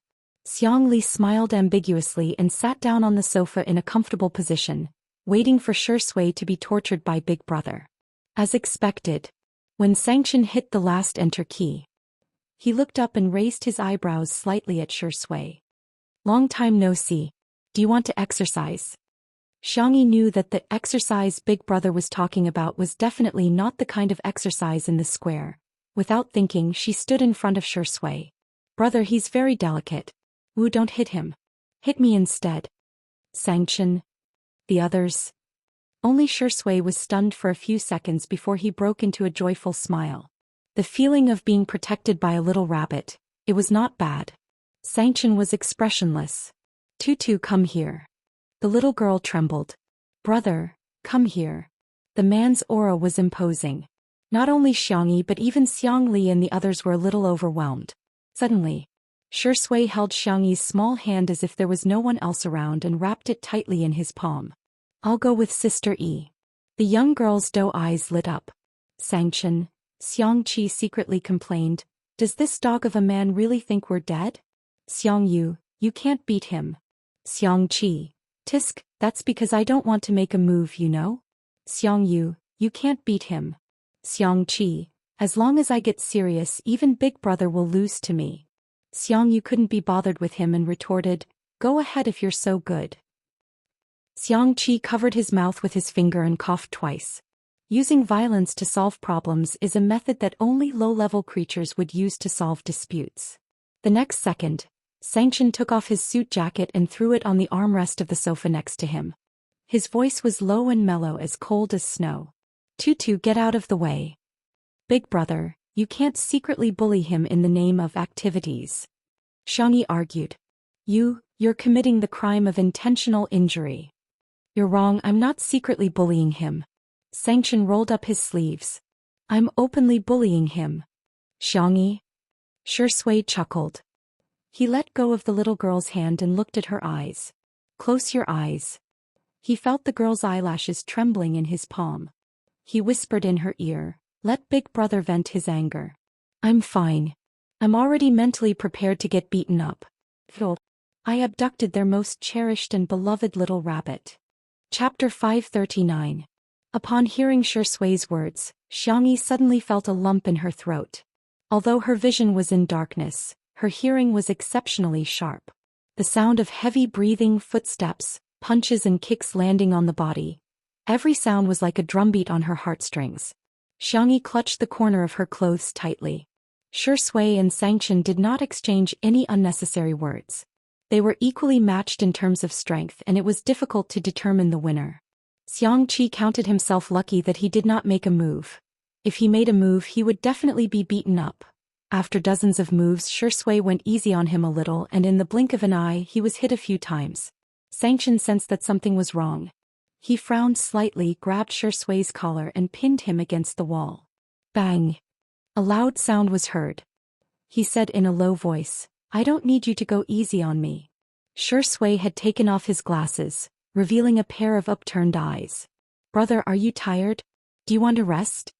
His tone was provocative. The veins on Xianxia's forehead were throbbing. He was about to continue beating him when he inadvertently caught a glimpse of Xianxia's face. The young girl clutched the corner of her clothes tightly. Her slender and soft fingers were so tight that her knuckles were pale. Her eyelashes were trembling uncontrollably, and a teardrop rolled down her face unexpectedly. She was crying. Tutu was crying. Xianxia was at a loss of what to do. When she was young, Tutu could not bear any grievances. She would sob non-stop when she cried. However, ever since her parents' accident, she rarely cried. It was as if she had suddenly grown up overnight. If that was the price of growing up, Xianxia hoped that she would never grow up in her lifetime. At this moment, Xianxia's heart was really breaking when she cried. He slowly let go of Shui's hand that was shackling him. All of a sudden, all his venting seemed to be meaningless. Following his line of sight, Xiang Li and the others also noticed Xiangyi's tears. The men started to panic. Sister, don't cry. Little sister, Big Brother is here. Little rabbit, eat a candy, okay? The three of them surrounded the young girl and tried to coax her. Xianxia did not step forward. His expression was unreadable. Shui's Adam's apple bobbed. In his eyes, there was only the little girl not far away. All of his schemes and calculations seemed laughable. He advanced step by step. But she had never calculated. Shui licked the corner of his mouth, where he had just been punched by Xianxia, and the pain was still clear. He wanted to get close to her, but he felt that he was not worthy. Xiangxia was originally just a little sad, but after being coaxed by her brothers, she seemed to have lost control of her tear ducts, and her tears fell uncontrollably. She felt embarrassed. She turned around and covered her face with her hands, sobbing softly. The brothers immediately panicked. Sister, what's wrong? What's wrong? Xiangxia sobbed. It's so embarrassing. I'm already so old and I'm still crying like this. How could that be? It's human nature to cry. Yes. In front of us you can cry if you want. Tutu, in our eyes, you'll always be a willful little kid. Xiangxia finally stopped crying. She looked at Xianxia from afar. Her beautiful doe eyes were moist and the corners of her eyes were red like a rabbit's. It was as if tears would fall any second. She did not say anything, but it was already more than 1,000 words. How could he bear to let his sister be sad? Xianxia's expression changed and the muscles on his jaw tightened. He glanced at Shui and gritted his teeth. He seemed to be dissatisfied and helpless. You got off easy. Chapter 540. These words meant that no matter how upset Xianxia felt, he had accepted Shui. Because this was the person Tutu liked. Shui took a deep breath and suppressed the surging emotions in his voice. I won't let her down. I hope you understand the weight of these words. Xianxia's eyes were full of warning. With that, Xianxia walked out of the living room without looking back. He needed to smoke a cigarette to calm down.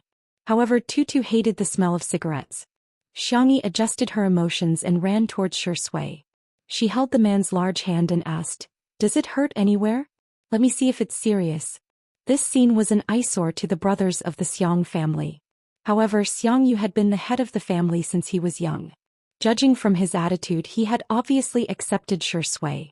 Xianxia clenched his fists and said seriously, "Brother Shi, you've been the brother I respected since we were young. My sister is the treasure of our family. I hope you can treat her well."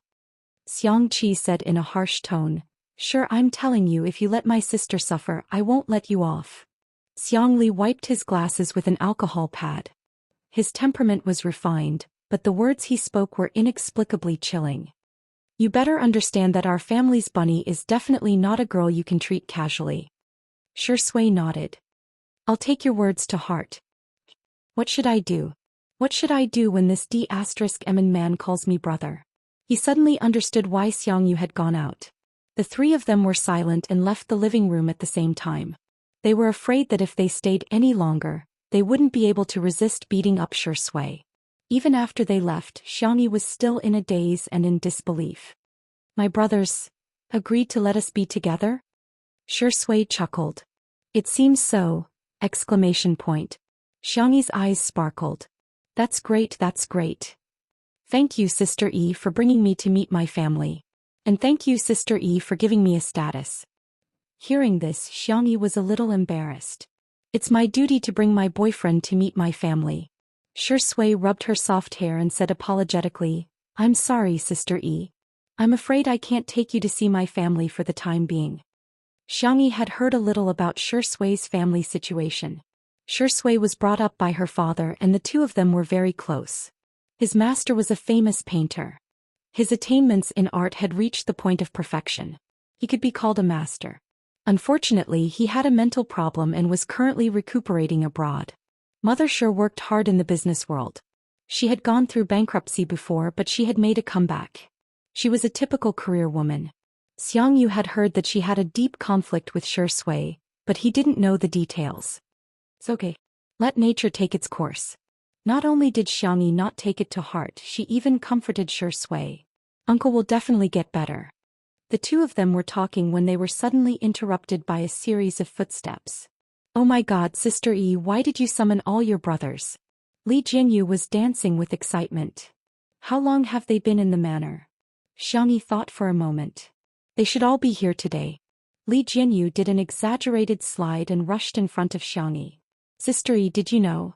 You have a halo on top of your head. The four brothers of the Xiang family were all here. How interesting. How interesting." The guests of other families were making the director worry. A guest like Xiangyu is really rare. Chapter 541. Not only did they not have to worry, but they also brought along their own guests. "Xiangyu, it's okay for them to be on camera, but I don't know if today's guests will mind. Today's guests seem to be very important." The current guests were basically invited before Two Under One Roof became popular, and it took Li Jinyu a lot of effort to invite them. Although it was a live broadcast, Xiangyu was worried that the guests would mind being robbed of the limelight. "It's okay, Director Zheng is a very nice person," Shi Sui explained in a gentle voice. "He won't mind this." Director Zheng was a TV drama director, and he was the one who directed the drama that made Shi Sui win the Best Actor award. The two of them were very close. That's good, that's good." Li Jinyu was relieved and looked at the time. Seeing that it was about time, he hurriedly said, "Director Zheng is probably coming soon, I'll go to the door to greet him. By the way, Daddy Shi, why are you in such a mess?" There was also a footprint on the front of Shi Sui's sweater. The man's expression did not change. "I'll go change and go with you." He went back to his room. After changing his pants, Shi Sui took off his sweater and casually chose a white shirt from the cloakroom. Just as he was about to put it on, there was a knock on the door. He immediately recognized Xiangyu from the familiar rhythm. His thin lips curled slightly, and he hung the shirt back on the hanger before opening the door. A girl holding a medical kit entered his sight. Xiangyu looked up and saw Shi Sui without a shirt. Her eyes widened, but she still pretended to be calm. "Aren't you cold?" Shi Sui smiled and asked instead of answering, "Do I look good?" Xiangyu's face instantly burned. What should I do?" She felt that Shi Sui's face was good-looking, his Adam's apple was good-looking, his collarbone was good-looking, and his abdominal muscles were also good-looking. Every part of his body just happened to be on her aesthetic level. The tips of Xiangyi's ears turned red and she stole a glance at Shi Sui's V-line belt. That's it. Don't let your imagination run wild. I'll check it for you." The man's skin was cold and fair, and his thin layer of muscles were toned and strong. He did not look weak. A few bruises were particularly conspicuous. Xiangyi pressed a few times and asked Shui how she felt. After confirming that his bones weren't injured, the young lady heaved a sigh of relief. It seemed that Big Brother still had a sense of propriety. She looked up and met Shui's eyes, which were as dark as the abyss. Her heart skipped a beat. "Do you like it?" she heard Shui ask in a hoarse voice. Xiangyi's ears turned even redder. She stuffed the medical kit into his hands and said, "Apply some ointment or paste some ointment on yourself. How can a boy be so casual? You have to protect yourself when you're outside. Don't wear such revealing clothes." Shui chuckled. "Sister E, are you afraid that others will take advantage of me?" Xiangyi said seriously, "It's hard to fathom a person's heart. It's hard to guarantee that there are bad guys out there." Schwa. Her little hand was suddenly pulled and pressed against the part of his body that was called famous abdominal muscles by fans. Xiangyi said shyly, Don't do this. You feel like I'm taking advantage of you. You're the only one who's taking advantage of me, okay?" That last syllable of his was enough to make one go limp. "Xiangyi." She pulled a long face and said in an extremely serious tone. "Shui, I have a secret to tell you." I think there's a bad person living in my heart. It's a little. It wants to do bad things to you." Shui raised his eyebrows. Xiangyi promised, "Don't worry, I'll kill it." Before she could finish her sentence, a pair of warm hands touched the back of her neck. The man's breathing was heavy. "Sister E, do you want to do whatever you want for once?" Chapter 542. Wherever his slender and well-defined fingertips touched, there seemed to be traces of electric current, spreading an inexplicable itch. Xiangyi instinctively swallowed her saliva. The man's handsome face was right in front of her. His peach blossom eyes were deep and affectionate as he stared at her without blinking. You should put on your clothes properly. Boys should look like boys. Sister E, don't you like it?" Huh.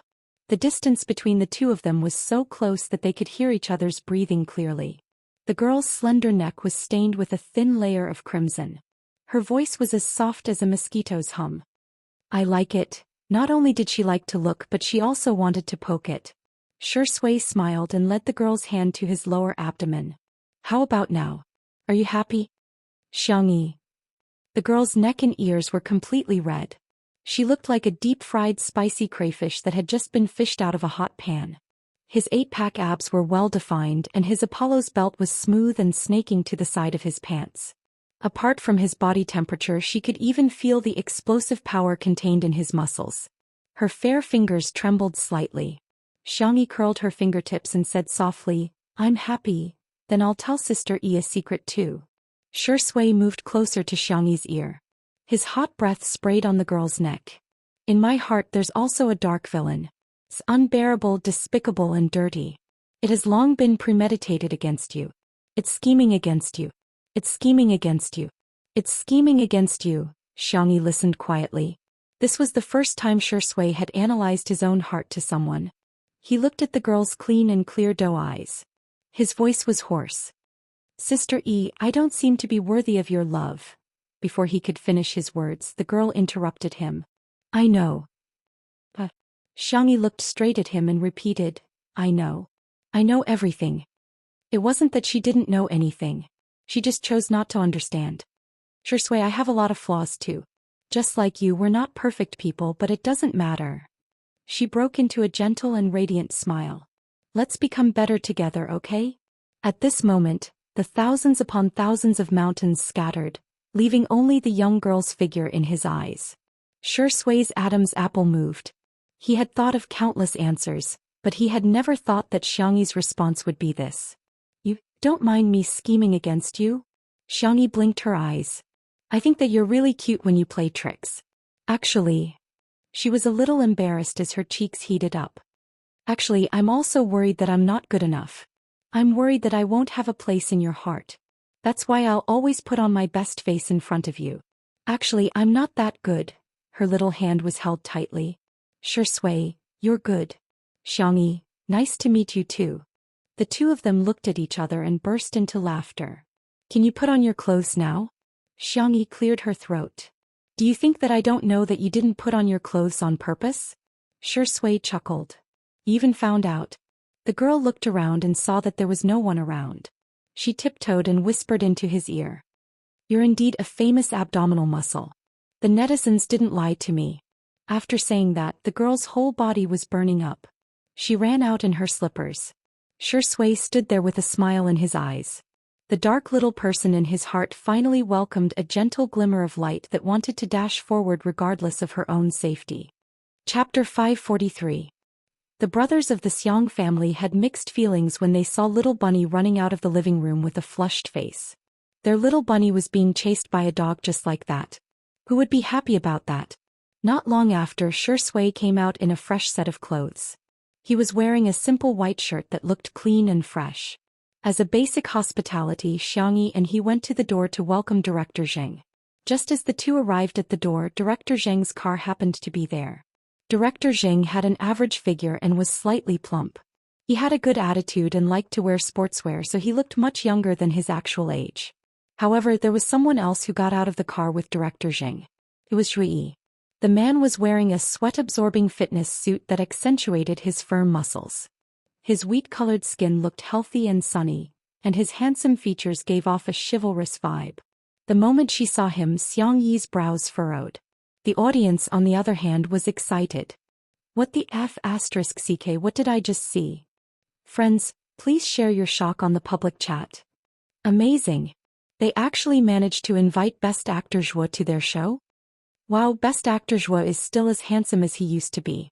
He's so handsome. Seeing that Zhu had actually come, Li Jinyu was extremely disgusted. Zhu also had a livestream variety show, which was a parody of Muyao TV's Two Under One Roof. Although it wasn't as popular as Two Under One Roof, the combination of livestream variety shows and food elements made it very popular. Those who didn't know better would probably think that it was a joint venture between the two variety shows. Director Zheng was an introverted person. Although he had a good relationship with Shui, he didn't talk much. Besides, it was his first time participating in a live stream and he was a little nervous. After a simple greeting, he remained silent. Zhu came uninvited, but he didn't feel awkward at all. Instead, he enthusiastically chatted with him. Xiaosui, long time no see. You've become even more handsome recently. Hey, you must be sister. You're so cute, you look like a doll. Shui nodded slightly in response. Xianxia became even colder and didn't say a word. At first glance, their attitude was too impolite, and some netizens immediately denounced them. Is this the attitude of a guest? Please, Best Actor Zhou is a senior. Don't you know any etiquette? Sure, Yingdi is at least on the same level as Zhou Yingdi. It's fine if he's aloof, but what right does Xianxia have? Other than variety shows, what other representative works did she have that made her treat Best Actor Zhou with such an attitude? This is unforgivable. Along the way from the entrance of the manor, the atmosphere was unusually awkward. Although Zhu was a silly uncle, he had gained a lot of fans over the past 2 years. Many of Zhu's fans were furious when they saw that Xianxia and Shui did not respond to him despite his efforts to liven up the atmosphere. Don't the Vase Fairy and Shui know that there's a Chinese phrase called feel at home? Even through the screen, I feel embarrassed for Best Actor Zhou. He tried so hard to tell jokes, but no one paid any attention to him. I've seen people act like big shots, but I've never seen anyone act like that in front of their seniors. Shui, Xianxia, you're awesome. I won't explain myself for life. When they finally arrived at the courtyard, Zhu volunteered to chop some firewood. After that, he even cleaned up the yard. His diligent actions had won him a lot of favor. Xianxia, however, pretended that he didn't exist. She leisurely brewed a pot of tea for Director Zheng and even prepared some exquisite desserts.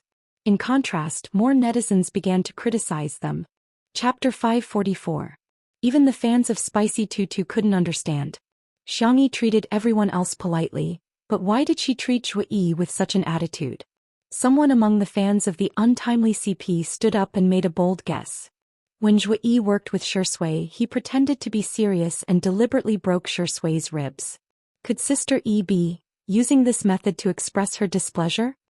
As soon as this statement was made, Shui's sisters mocked him. If she's rude, so be it. Why bother washing? Please don't ride on Shui's coattails. The Vase Fairy must have a low EQ. How could she be doing this for Shui? In the manner. Xiangyi's movements of brewing tea were smooth and elegant. It was pleasing to the eye and had a classical and elegant beauty to it. The tea was clear and fragrant. Director Jing was someone who knew about tea. After tasting it, he couldn't help but praise, "Good tea. I'm glad you like it. Miss Xiang, are you very knowledgeable about tea?" Director Jing asked with interest. "I don't know much, just a little." "Miss Xiang, you're being too modest." Director Jing sighed and said, "The drama I'm currently filming happens to have a plot about tea. Miss Xiang, would you be interested in making a cameo appearance?" It was supposed to be a normal conversation between the two of them. However, the speaker did not mean it, but the listener did. The listener misinterpreted their conversation. "Did you hear that?" Director Jing said that Xiangyi is good at making tea. She's a green tea tea to begin with. This kind of role suits her very well. Does the vase fairy still need to act? Isn't she just acting as herself? While there was a heated argument in the comments, in reality, Shui went up to Shui, who was trimming the flowers. "Shui, how have you been lately?" Shui asked, acting like a senior who was concerned about his junior. Shui said indifferently, "Thanks to you, I'm doing all right." He obviously didn't intend to continue the topic, but Shui continued, "I'm so envious of you young people. You have so many shows to film, unlike me. I'm getting on in years and there are too few suitable scripts." His words were filled with envy as well as the sadness of a hero past his prime. Shui glanced at him. "Senior, have you ever considered changing your profession?" All these years Shui had been walking the path of a kung fu star. The dramas he filmed were mostly martial arts or action movies. Shui laughed heartily and said, "After all, I have a martial arts dream in my heart. If I don't do it, who in this circle will persist?" These words were said with great skill and aroused the sympathy of many people. "I really miss the glorious era of martial arts movies. When I was young, the thing I wanted to be the most was a chivalrous hero, riding a horse to the ends of the world with a sword. Fortunately, there are fewer and fewer wuxia movies nowadays. It's not easy for best actor Zhou. I feel like there's a Buddha nature in him. It's the kind of sacrificial spirit that says if I don't go to hell, who will?" Comparing the two, it's obvious who's better. Shui has acted in many commercial films, right? He had no feelings for her at all. Unlike best actor Zhou, who still stuck to his original intentions. Shui only cares about money. Just as everyone was discussing intensely, a straightforward and doubtful voice entered everyone's ears. "Bro, isn't the reason why you only act in wuxia movies because your acting skills are terrible?" Everyone was speechless. Who is it? Does he still want to stay in the industry? How could he say something like that? The camera shook and changed before finally landing on a domineering CEO who was not at all domineering. Chapter 545. The audience in front of the screen had blank looks on their faces. Who is this person? The cameraman was also a little dumbfounded and didn't move his camera for a long time. The netizens began to discuss. "His words are too hurtful. How uneducated, do you know how to chat? To be honest, he's quite good-looking, but I don't know why his temperament is a little silly." Shui's expression changed when he saw the person's face clearly. If it were anyone else, he would definitely not swallow his anger given his status in the entertainment industry. However, in front of the real big shot, Shui was very flexible. He smiled and said, "Mr. Xiang, you must be joking. I'm an unorthodox actor, I can't compare to those who have been trained in acting." He seemed to be humble, but he was actually trying to send a message. As an actor who had not been trained in acting, he had already achieved a lot. She didn't expect Xiang Feng to question her. "Joking? You've misunderstood, I'm seriously dissing you." Shui was speechless. That feeling was even worse than eating a fly. The audience in the livestream was about to burst out in anger when someone copied a paragraph from the encyclopedia. Xiang Feng, the current CEO of Xianxia Group, has subsidiaries such as Xianxia Entertainment, Xianxia Video, Xianxia Livestream and Xianxia Literature website. He graduated from Haslington University with a degree in business studies. The netizens were dumbfounded. This person is the most domineering CEO of all domineering CEOs. All of a sudden the pop-up comments changed. "So he's a sugar daddy. Mr. Xiang, you're really sharp with your words. Mr. Xiang is so refreshing and unpretentious, completely different from those big CEOs out there." No wonder Zhou Yi was so polite even after being dissed. This is a real big shot. Ever since he started doing business, he's been especially lucky. He has repeatedly created business miracles. For example, Xianxia livestream started by acquiring a bankrupt company, but the next year, it turned a loss into a profit. Don't underestimate him. The comment section was full of praise for Xiang Feng. Even when he dissed Zhou Yi, everyone felt that he was sincere and straightforward. Seeing him, Xiangyi's eyes lit up. She made a cup of honey grapefruit water and brought it to her uncle. Xiang Feng was addicted to sweetness and gulped down a large mouthful, ignoring Zhou Yi beside him. Not bad. It's sweet and delicious. If you like it, you can bring a bottle with you when you leave. I even made some passion fruit lemons. The conversation between the two was very casual, but when the netizens heard it, they couldn't help but feel jealous. Tiyi, she doesn't care about best actor Zhou, but she's sucking up to her sugar daddy like this. Are you worthy? The vase fairy is really poisonous. She didn't even pour a drop of saliva for Zhou Yingdi. He's a guest after all. Is this how you treat him? She's so snobbish. I can't stand Xiangyi anymore. I really don't understand why so many people like a girl like her. Is there something wrong with me, or is there something wrong with society? Just as the netizens were getting excited, they heard Zhou Yi forcefully interject and awkwardly say, Sister Yi and Mr. Xiang both have the same surname. Going back a few generations, their ancestors must be from the same family. Xiang Feng, who had the lowest IQ in the family, suddenly felt a sense of superiority. He looked at Zhou Yi like he was looking at a fool. What are you counting for? The two of us are family.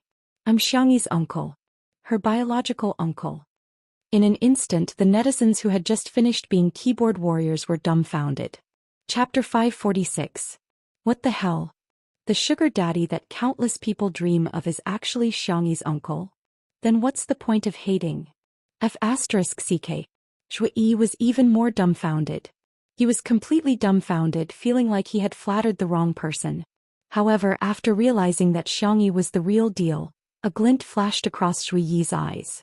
The charm of an uncle was not something a little girl could resist. Although he was already married, he could still play with this little girl. When the time came, wouldn't he have both beauty and resources? Zhou Yi's mind was full of wishful thinking when he inadvertently met Shui's gaze, and his heart skipped a beat. The man's gaze was deep and ruthless, revealing an inexplicable ruthlessness. She was clearly his junior, but Zhou Yi couldn't help but shudder. Subconsciously, he avoided Shui's gaze. Ha, so you two are relatives, no wonder you look so similar. Zhou Yi was the typical type of person who would let others feel awkward as long as he didn't feel awkward. He even kept calling her Sister Yi. I heard that Sister Yi is preparing to act in a drama? Do you need me to tell you some things you need to take note of? It's all based on our experience. Xiangyi said coldly, Thank you, but no need. Zhou Yi laughed dryly. Ha, Sister Yi really has a personality. In the live stream, smoke rose again. What's wrong with Xiangyi? How can she talk to her senior like that? I'm speechless. Movie King Zhou was kind enough to impart his experience to you. Not only did you not accept it humbly, you even rejected it. I just fell into the trap today. Is this the gentle Xiangyi you guys boast about? Her EQ is obviously low. I can't watch anymore, I'm going to turn off the live stream. The next second, Xiang Feng unceremoniously retorted, Does our Xiangyi need you to teach her? Are you worthy? This extremely dramatic scene directly pushed the development of the plot to the climax. Many viewers who like to watch a good show watched with relish while munching on melon seeds. Fight, fight, fight, hurry up and fight. Xiangyi's coldness didn't matter, but Xiang Feng's rebuttal made Zhou Yi break out in a cold sweat. What did he do wrong? Would he offend the president of Star Group? President Xiang, yes, I'm not worthy. Zhou Yi's tone was humble and he wanted to slip away. I saw a water tank in the small kitchen. I'll go get some water. There was tap water in the manor as well as a well he had dug himself. It tasted fresh and slightly sweet. Zhou Yi put his arm around Shui's shoulder as he walked. They look like brothers. Little Shui, let's go together. Let's try to fill them up as soon as possible. Shua. His arm was grabbed by a fair hand and he was suspended in the air. Zhou Yi stared at Xiangyi in astonishment. The girl was expressionless. Don't touch him. Zhou Yi chuckled and said, Sister Yi, are you misunderstanding something? My relationship with him is very good. Right, little Sui? He thought that Shui would more or less give him some face, but to his surprise Xiangyi interrupted him and turned to look at Shui. Is your relationship really good? After a pause the girl said in a childish tone, I'm here. You can tell the truth. Shui stared at her quietly. After a few seconds she suddenly chuckled. Oh. Little Sui, you. Shuiyi's eyes widened like copper bells. Did you hear that? Xiangyi's tone was cold. Stay away from Shui. You don't deserve to appear in front of him. No one cares about him. I do. Chapter 547. The wind seemed to have stopped. It was as if someone had pressed the pause button and there was silence all around. Shuiyi's expression changed again and again. He wanted to hold it in, but in the end he couldn't calm down. Although eating well for all 3 meals wasn't bad, it still couldn't compete with 2 under one roof. The gap between the 2 variety shows was getting wider and wider.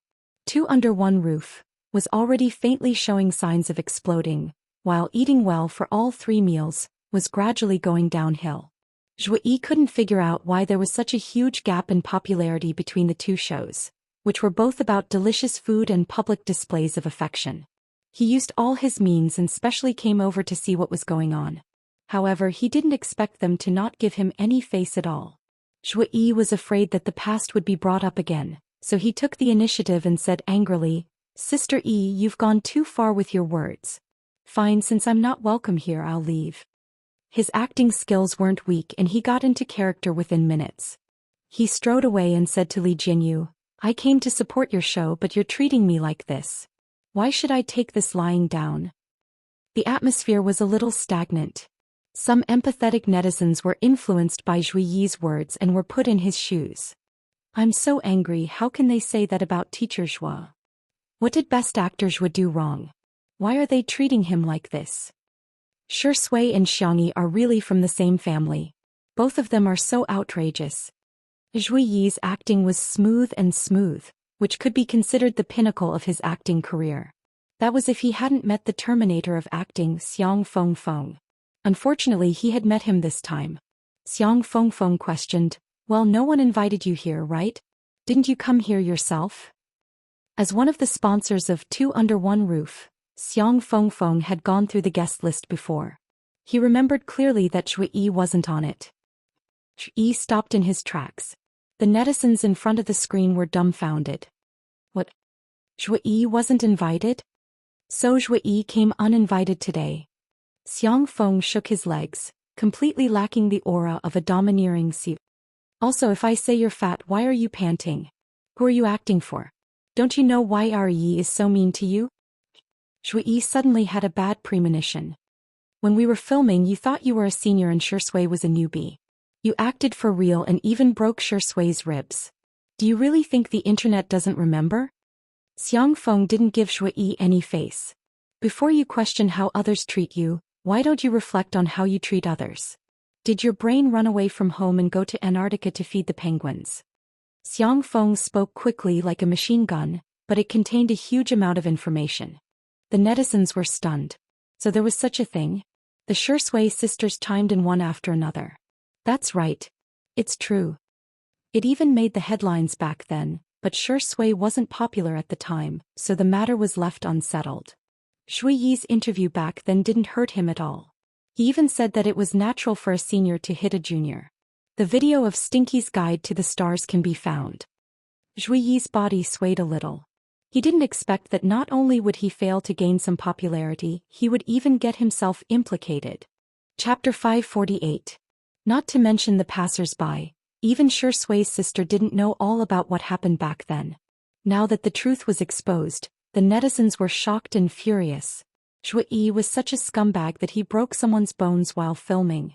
He was obviously bullying them on purpose. Shui was now on fire. If he wasn't, would he have no choice but to swallow his anger? No, other than Shui could there be other victims. Some netizens who were more active had already started digging deeper into the matter. In reality, Zhui wished he could dig a hole and bury himself in it. He didn't know whether to leave or stay, so he was tormented on the spot. Xiangyi suddenly said, I'll walk you out. The cameraman wanted to follow, but Xiangyi gestured for him to stop. Although he didn't understand her intention, the cameraman still stopped. Shi Sui frowned and wanted to follow but was stopped by Xiangyi. Be good, I'll be back soon. The man was silent for 2 seconds and nodded slightly. Xiangyi gestured, Mr. Zhou, please. Zhui couldn't figure out what Xiangyi was thinking, but he was afraid of Shi Sui and Xiang Feng, so he could only nod stiffly. They walked to the gate in silence. Xiangyi stopped and looked at Zhui. The girl's eyes were clear and her facial features were exquisite. When she looked at Zhui, his heartbeat became erratic. Zhui looked at Xiangyi affectionately. He thought that he had the charm of a middle-aged man and had charmed many young girls.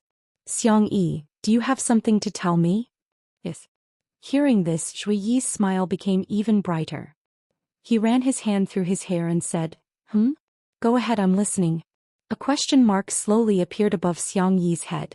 She couldn't understand what the man in front of her was thinking. He was so ordinary, but why was he so confident? Our Shi Sui is generous and kind. He has a soft and delicate heart. Yi was confused. Shi Sui, soft and delicate. Can these words be used together? He doesn't hold grudges, but I'm a very petty person. I can't bear to see him suffer. Zhui? Xiangyi calmly tied up her hair and rolled up her sleeves.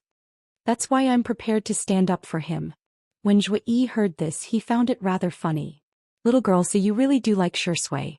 But, did I forget to tell you that I'm a martial arts star? The martial arts stars of their generation all knew real kung fu. Otherwise, he would not have been able to break Shi Sui's bones so easily. He had already made up his mind. The moment this young lady made a move, he would turn around to subdue her and force a kiss on her. There was no guarantee that this young lady would not fall for him. With his martial arts, it would be easy for him to deal with a little girl who was still wet behind the ears. Kacha. The crisp sound of dislocation was accompanied by a scream that sounded like a pig being slaughtered. Xiangyi's move was too fast. Zhui did not even have time to react before his arm was dislocated. I forgot to tell you that I'm quite good at fighting. Xiangyi did not waste time talking nonsense. She exerted force with her small hands and accurately repositioned Zhui's dislocated arm. The continuous screams shook away the birds that were perched on the branches. Zhui was in so much pain that he broke out in a cold sweat. However, he heard something that made him tremble with fear. I also forgot to tell you that I can not only fight but also heal. The young lady looked at him and smiled gently and harmlessly. Chapter 549. In the living room of the manor. Xiang Feng dug his ears. Did you guys hear anything? No one answered him. Shi Sui lowered her eyes, thinking about something. The brothers of the Xiang family knew that Xiang Feng was a chatterbox. He would never stop after just one sentence. Sure enough, Xiang Feng chattered non-stop.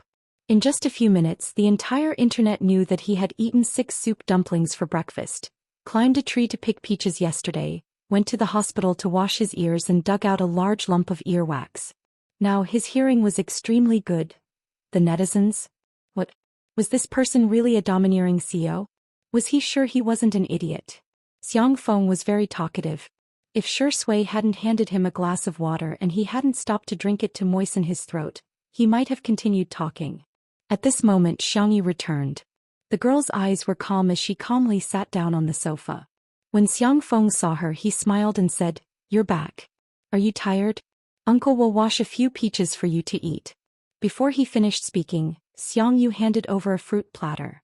Inside were freshly washed peaches that had been cut into small pieces. "Xiang Feng, I remember that you like to eat walnuts the most. Uncle will use the door to get some for you." Xiangqi handed over the peeled walnuts and stuffed them into Xiangyi's hands. He looked like he was asking for praise. It wasn't easy to peel them. "Hurry up and praise me." "Xiang Feng, then I'll make you a cup of milk tea. Little sister, your favorite is jasmine milk green." Xiang Li's voice was gentle as he placed the freshly made milk tea that was still steaming on the small coffee table in front of Xiangyi. Xiang Feng.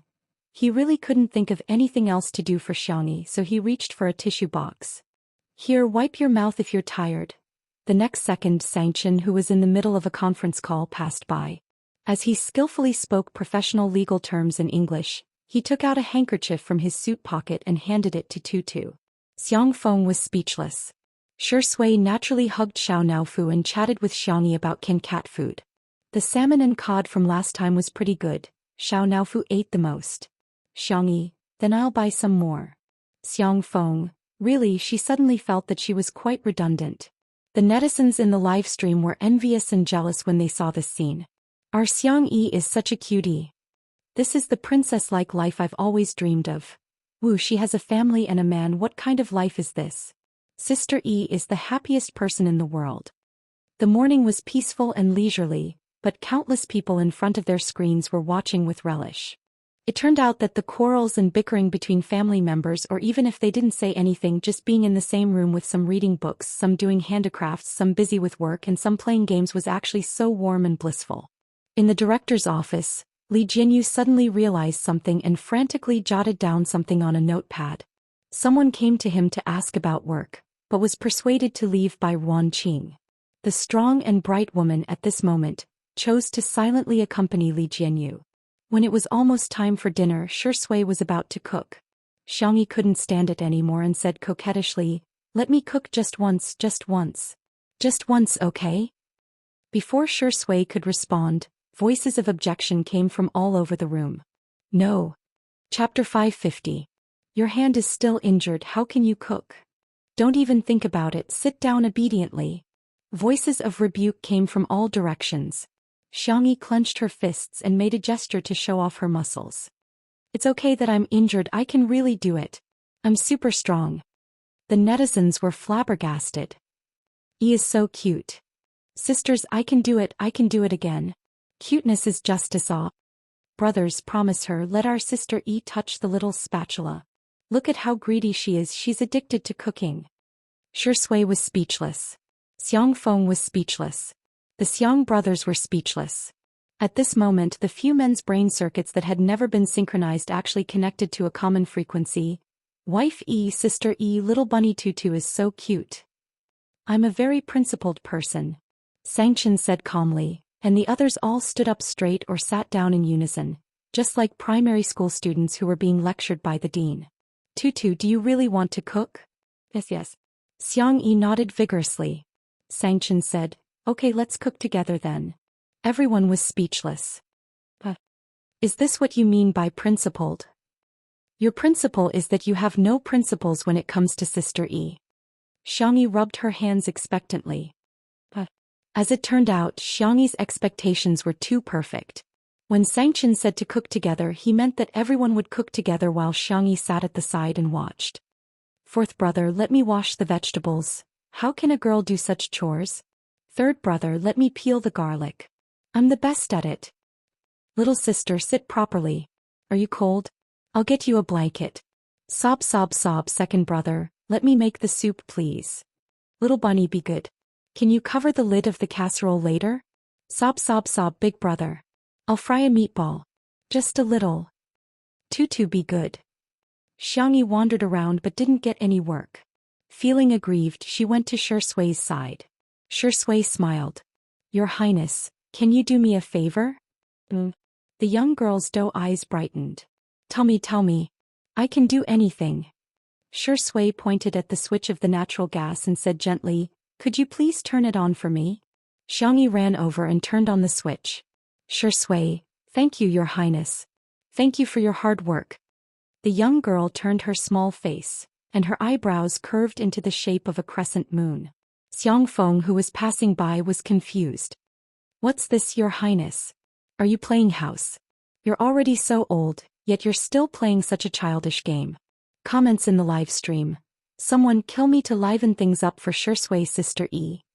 It's so sweet, so sweet. Shui is really good at sweet talking. This is the right way to coax your wife. Sister Yi's smile is beautiful, but Xiao Xiang is asking for a beating when he speaks. In the director's office, Li Jinyu finally stopped writing and drawing. He leaned against the wall with a huge grin on his face. Have you found inspiration? Wan Qing asked. That's right. Li Jinyu chuckled. Sister Yi is my muse of inspiration. Next, I want to do a variety show between family members. Let's do it together? Wan Qing chuckled. Haven't you been squeezed enough by me? Li Jinyu coughed nervously. He rubbed his hands and whispered like a mosquito. I'm willing to be squeezed by you. Chapter 551. The temperature in the room seemed to rise all of a sudden. After Li Jinyu finished speaking, he felt particularly embarrassed. He first fanned himself with his notebook, but it couldn't dispel the heat that arose from the bottom of his heart. He stood up and the chair creaked. Ahem, it's too hot. I'm going out to get some air. Whoosh, his wrist was suddenly grabbed. As far as his eyes could see, the woman's soft fingers and imperial red manicure were clean and beautiful. Do you want to try it? Let's do it together, Wan Qing asked with a smile. The room was so quiet that the sound of Li Jinyu swallowing his saliva was particularly clear. The usually eloquent person was stuttering at this moment. I want to ask you mean together, or maybe together with what I think together? Wan Qing smiled. What else? Li Jinyu was speechless. He asked cautiously, then what should we name our child? Wan Qing, ? Sorry, I'm such a blabbermouth. Blabbermouth. Li Jinyu, who had accidentally blurted out his thoughts, blushed. Then are we superior and subordinate, or boyfriend and girlfriend? Wan Qing's fingers moved from his wrist to his chin and gently slid across his protruding Adam's apple. There was light green stubble there that was slightly prickly. Of course we're superior and subordinate. Li Jinyu's eyes darkened.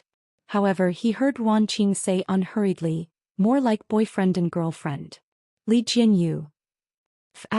I'm no longer single. At the dining table in the living room. After everyone's hard work, a large table of sumptuous lunch was ready. Although not everyone's cooking skills were good, the atmosphere of the family cooking one or two dishes and eating together in the end was really good. Of course, the men couldn't resist Xiangyi's coquettishness and finally let her make two simple cold dishes. The group gathered around the table, and the netizens in front of the screen had also ordered takeout or prepared home-cooked dishes. Originally, she thought that today would be the same as usual and could be treated as a mukbang, but unexpectedly the atmosphere at the dining table became hostile. Xianxia was the first to take out his big bowl, which made countless people laugh. Everyone was laughing when they saw Xiangyu take out a big basin from his backpack. Basin? The young esports god looked calm as he placed the basin in front of him. Netizens. One with a bowl, the other with a basin. Does the Xiang family all like to bring their own tableware?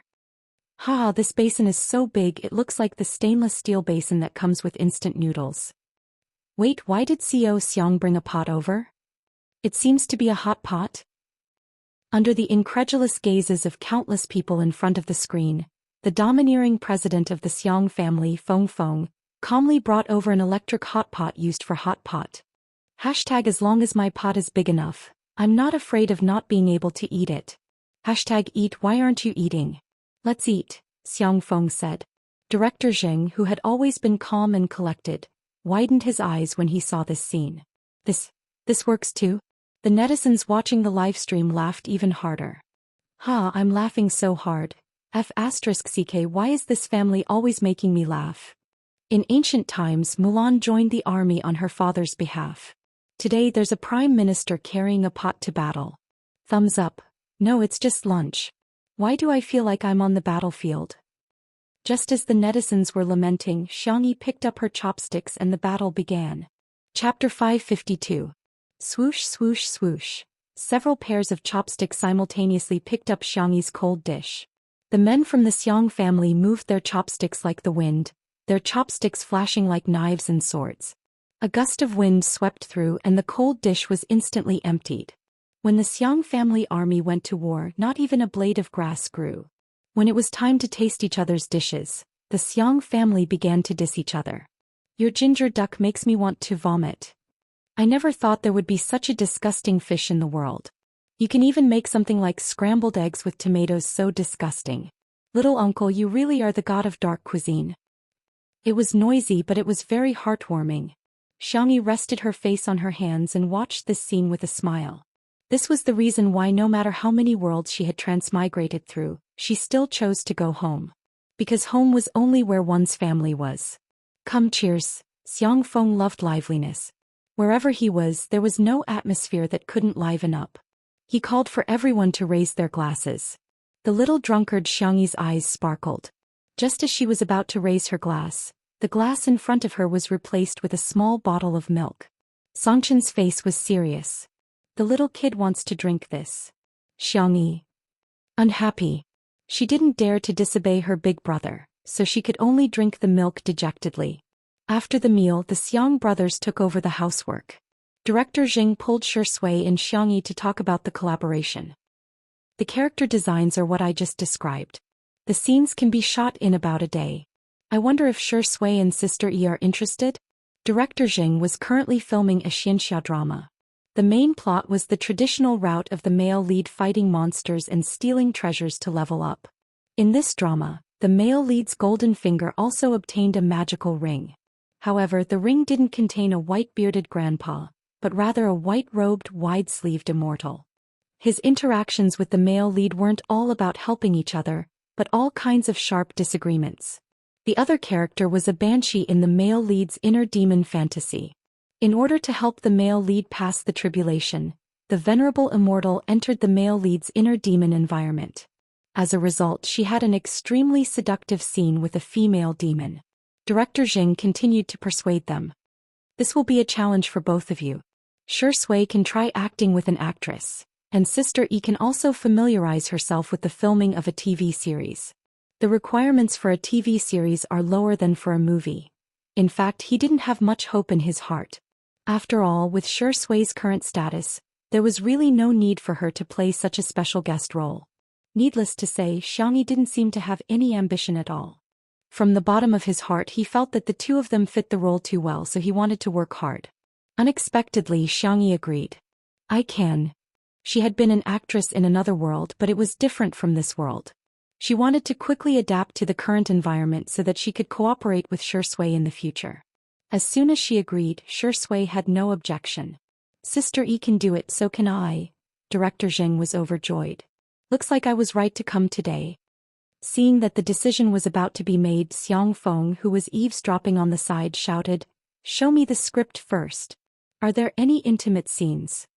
As soon as he said this, the brothers of the Xiang family appeared in front of Director Jing one after another. The four men with an average height of 183 centimeters and the 180 centimeters Xiang Feng formed an extremely oppressive wall. Director Jing, who was surrounded in the middle, trembled. It's not particularly intimate. Chapter 553. Half an hour later. Director Jing held on to the script that had been changed again and again in despair. He maintained his bottom line. No, I can't change it anymore. He had originally planned to shoot an artistic and ambiguous scene in the fantasy scene, but now there was nothing left. The only plot that remained was the demoness attempt to seduce the Celestial Lord. However, the original plot of the Celestial Lord falling into depravity was changed to the Celestial Lord pushing the demoness away and successfully transcending the tribulation. Xiang Feng smacked his lips. This is passable. However, the brothers of the Xiang family were still frowning and expressing their dissatisfaction. However, looking at the pitiful and helpless idol of their sister, the four men's hearts all softened. Forget it, this is my sister's career, we should support her. Hence, the four of them met to study the script and made sure that there were no intimate scenes or lines that crossed the line. Only then did they give up. Director Jing heaved a long sigh of relief and said, "You guys chat, I'll go take a walk in the yard." The netizens in the live stream were laughing maniacally. Haha, Director Jing is slipping away. Director Jing is known for never changing a script. He actually changed it today. Her brothers and little uncle dote on Sister Yi too much, I'm so envious. Our country owes me too much. There were also netizens who felt that the act of changing the script was playing with privileges. Since you've already decided to go into acting, why care about these things? Sure enough, you can do whatever you want with money. Ah, poor screenwriter, I'm afraid he'll have to stay up late tonight to change the script. Vase Fairy, you're AB***, yet you still want to pretend to be chaste. Actors should film all kinds of scenes. You have no professional ethics at all. There were also some who felt that acting was just a profession and they just had to fulfill their obligations. I'm dying of laughter. For example, if you're in the workplace and your boss asks you to do something you don't want to do, you can choose to give in or jump ship. What era are we in now? Why are you still imposing all kinds of moral restraints on actors? Both sides had their own opinions and were in a heated argument. It wasn't until Xiang Feng spoke that everyone shut up. Why don't I invest some money in Director Jing? Lest the crew make things difficult for Yi. He took out his cell phone and fiddled with it. After a while he slapped his thigh. What? I'm the biggest shareholder of this drama? With Xiang Feng's current assets, most of the time his investments were handled by professional managers and family trust funds. He had a big heart, so he didn't know much about the details of many investments. Xiang Feng muttered, then invest more. Let our E join the team. Xiangyi. It's okay, I don't even have 10 lines in total. No way. It's our little baby's first time filming, so we can't let her suffer. Xiang Feng looked around. Isn't that right? Xiangyi thought that her brothers would persuade her uncle, but she didn't expect that. Xiangyu. That makes sense, I want to invest too. Xiangqi. Isn't it just money? I have plenty. Xiangli said, Little rabbit, don't worry. Big brother still has some money to invest. Songchen's last words were concise and comprehensive. Yes. Xiangyi. What's going on? Am I the only one who's sober in this family? Director Zheng, who was taking pictures of the flowers and plants with his cell phone in the yard, had no idea that he had received 5 investments in such a short time. Chapter 554. The netizens teased him in the comments section. Director Zheng. You're rich now. This is probably a gift from the heavens, I'm so jealous. Sister E is really the little princess that everyone dotes on. Her family dotes on her too much. Who doesn't want to have a family that can be a safe haven? Sister Yi's family is Sister Yi's backing. My family. Sigh. Countless people in front of their screens were envious of Xiangyi. The feeling of having a family backing her up no matter what she did was really great. Perhaps it was because of such a family that such a gentle and peaceful girl could be raised. At a certain private hospital, Zhou Yi was waiting for the results of the checkup. He asked his assistant to take a picture and post it on Weibo, acting pitiful. EV, life is not easy. Time will reveal a person's true nature. The man in the picture was pale and covered in cold sweat. His facial features were still handsome, but he looked much more haggard. After all, Zhou Yi was a double award-winning actor who had debuted many years ago and had accumulated a lot of fans. The fans were the first to reach the comments section and were extremely indignant. Didn't Best Actor Zhou go to the manor? How did he end up like this? Did Shui do something to Zhou Yi? She hit him because it was necessary for filming. Now that she's taking revenge, it's too tasteless. Oh my god, Shui is too vicious. Didn't she just hit him a few times? Why did she have to take revenge like this? I believe teacher Zhou didn't do it on purpose back then. The fans had a sharp filter and felt that Zhou Yi did nothing wrong. Instead they began to scold Shui. The Shui sisters rushed over when they heard the news. When they saw the comments section, they were immediately displeased.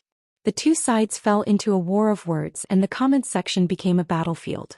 The Shui sisters were very aggressive, and it didn't take long for Zhou Yi's comments section to fall into chaos. Zhou Yi's fans began to change the topic, saying that Shui and his fans were committing murder with fire.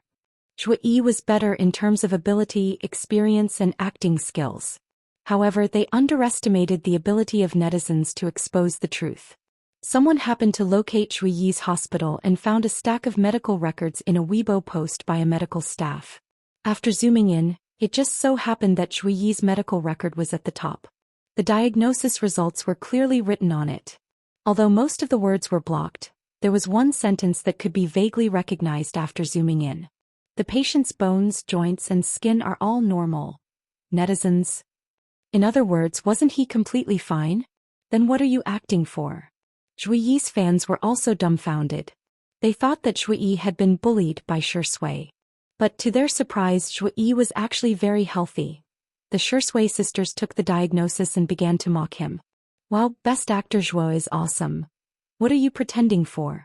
You look like you've been beaten up. What a joke. In terms of experience, our Shui is indeed a few years younger than him, but in terms of ability, Zhou Yi is a double Best Actor Award winner while Shui is a triple Best Actor Award winner. In terms of acting skills, Shui has acted in all kinds of roles. Has Zhou Yi acted in any other genre other than wuxia dramas? No. At this moment, the medical staff brought the medical records to the VIP lounge. What? He's completely fine? How is that possible? Zhou Yi couldn't believe it at all. He had clearly been tortured so badly by Xiangyi, and his hand had been dislocated and reattached countless times. But now he was being told that he had been beaten up for nothing. Chapter 555. Yes, we didn't find out about the dislocation you mentioned, Zhou Yi yelled. That's because she reattached it for me. The doctor couldn't help but blurt out, she's a miracle doctor. Her healing skills are superb. Zhou Yi? The doctor coughed awkwardly and said, Mr. Zhou, in short, there's really nothing wrong with your body.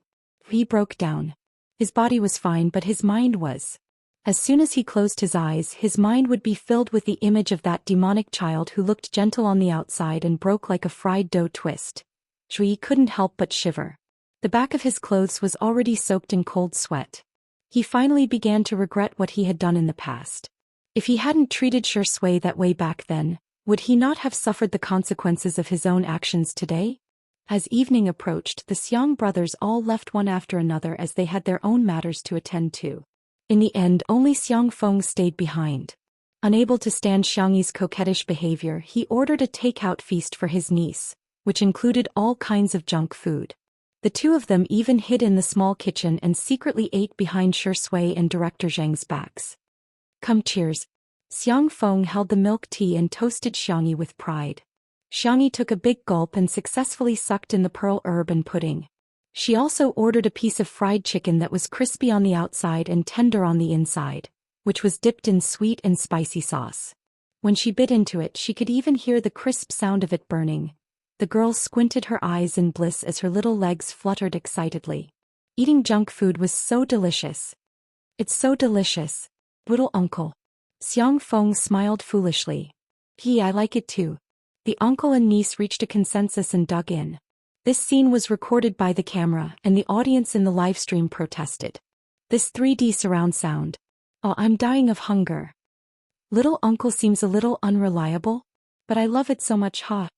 Last second. Fried chicken with milk tea is so hot. I'm not eating it. At this second, are you there? Do you have a takeout coupon? I'll place the order now.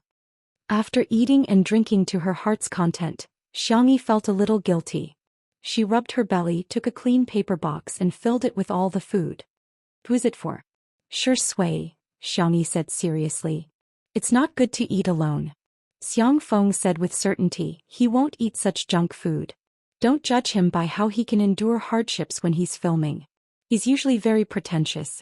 He doesn't eat explosives, he doesn't drink milk tea, and he rarely touches anything sour or spicy. He's even healthier than the elderly. The next second, a deep and magnetic voice drifted into his ears from afar. It's not a bad idea to eat some occasionally. Xiang Feng. He instinctively felt guilty, but when he saw that Xianxia was alone, he was slightly relieved. Wasn't it because Qin Qin and the others used to catch her in the act so often that she was traumatized? The table was in a mess. Xianxia glanced over and stopped for a few seconds on Xiangyi's iced milk tea, which had only 1/3 left. Do you want to try it? This fried chicken and onion rings are very delicious, and there's also a pumpkin pie. Xiangyi handed over the small box like she was presenting a treasure. Xianxia smiled slightly and didn't let Xiangyi down. He tried all of them. Oh, not bad, he commented. Xiang Feng's eyes widened. You're actually making an exception to eat these? Didn't you say you would never eat junk food? Xianxia said indifferently, first of all, people can't eat junk food. Secondly, a white horse isn't a horse. Junk food doesn't equal junk food. Finally, what you eat isn't important. What's important is who I'm eating with. Chapter 556. The man's voice was mellow and gentle, and he looked like a gentleman. Yet his words were inexplicably sweet. The experts in the livestream all popped up. I'm getting candy every day. Square root. Focus. The most important thing is to eat it with Sister E. Xianxia is so good at this. She's reasonable and a little flirtatious. He'll eat all the food she gives him. This joke is so sweet and torturous. Are there any wives out there? The comment section was in full swing, but in reality Xiang Feng made a vomiting gesture. I'm going to vomit. You're not forcing yourself to eat food you don't like because of me, are you? Xiangyi? Xianxia? The netizens? Bro, don't say anymore, I understand. Xiang Feng patted Xianxia on the shoulder and said earnestly, be a human, don't be a pervert. Xianxia was not surprised and simply smiled without saying anything. Xiangyi couldn't help but put her hand to her forehead. There was a reason why Xiang Feng had the lowest IQ in the family. Xiang Feng, I understand. Well, it's my fault for being so popular. The whole world likes the handsome and charming me. The netizens? What? Mr. Xiang, do you have some misconceptions about yourself? What kind of rare and naive species is this? But why do I find him so cute? On this day, something happened that made the public relations department of an internet celebrity company under Xianxia Entertainment not know whether to laugh or cry. The overall quality of the internet celebrities cultivated by the company was not bad, but they didn't have many fans in the industry. However, they didn't expect that after their boss appeared on Two Under One Roof, he would inexplicably become famous all over the internet. The number of fans he gained in a day was even greater than the number of circles that the public relations department had worked hard to maintain for a long time. Their boss had become famous before the internet celebrities under their company became famous. After dinner, Xiangyi reluctantly said goodbye to Xiang Feng. Xiang Feng ate too much and his abdominal muscles were almost squished together as he scrolled through the news on his cell phone. The chauffeur drove steadily. Suddenly, screech. The tires screeched violently against the ground. Xiang Feng's body leaned forward uncontrollably, but he bounced back to his original position with the help of the seat belt. Mr. Xiang. The chauffeur trembled. Someone fainted. It was originally a sunny day, but for some reason it started to rain. It was a downpour. A frail and slender woman was lying in front of the car. Her white dress clung tightly to her body, outlining her graceful curves. The driver lowered his gaze, not daring to look at her. Xiang Feng, however, was very calm. Call 120 first. Okay. After the driver finished the call, he saw that Xiang Feng hadn't moved. Mr. Xiang, why don't I go down and take a look? Although the woman was not hit by them but fell on her own, out of humanitarian spirit, the driver felt that they should go and take a look. Towei. What if I blackmail you? Driver? Are you listening to human speech? On the ground, Qin Wanyan was so cold that her teeth were chattering. She had used up the last of her points to exchange for a weather-changing card. After waiting for a long time, she finally fell right in front of Xiang Feng's car. Unexpectedly, he didn't get out of the car even after a few minutes. Instead, the ambulance arrived. The car window finally rolled down and she heard the man speak. Can you still stand up? Qin Wanyan's eyes were filled with hope. She thought that Xiang Feng couldn't bear to get out of the car to accompany her, but she heard the next sentence. The ambulance's stretcher is charged. If you can stand up, I suggest you climb into the car. That way you can save some money. No need to thank me. After all, I'm the successor of socialism. Qin Wanyan. Chapter 557. Qin Wanyan was completely dumbfounded when she heard Xiang Feng, that universe-level man of steel, speak. She questioned the system in her mind. Are you sure he's my target? Is there a need to target such a perfect man? The little system said weakly, Hello, host. According to my calculations, the target has the aura of a domineering CEO. Both his assets and appearance are top-notch in this dimension. In addition, he has an entertainment empire under his name. If you target him, you'll be in the entertainment industry. Hearing this, Qin Wanyan gritted her teeth and pinched her thigh hard. Tears squeezed out of her eyes and her body trembled from the cold.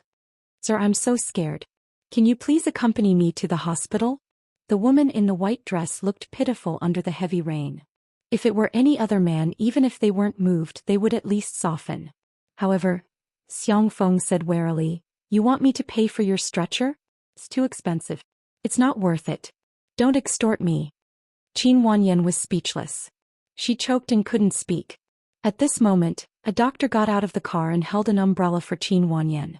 He did a simple checkup to see if she had any fractures or bleeding. A nurse took her temperature with a thermometer.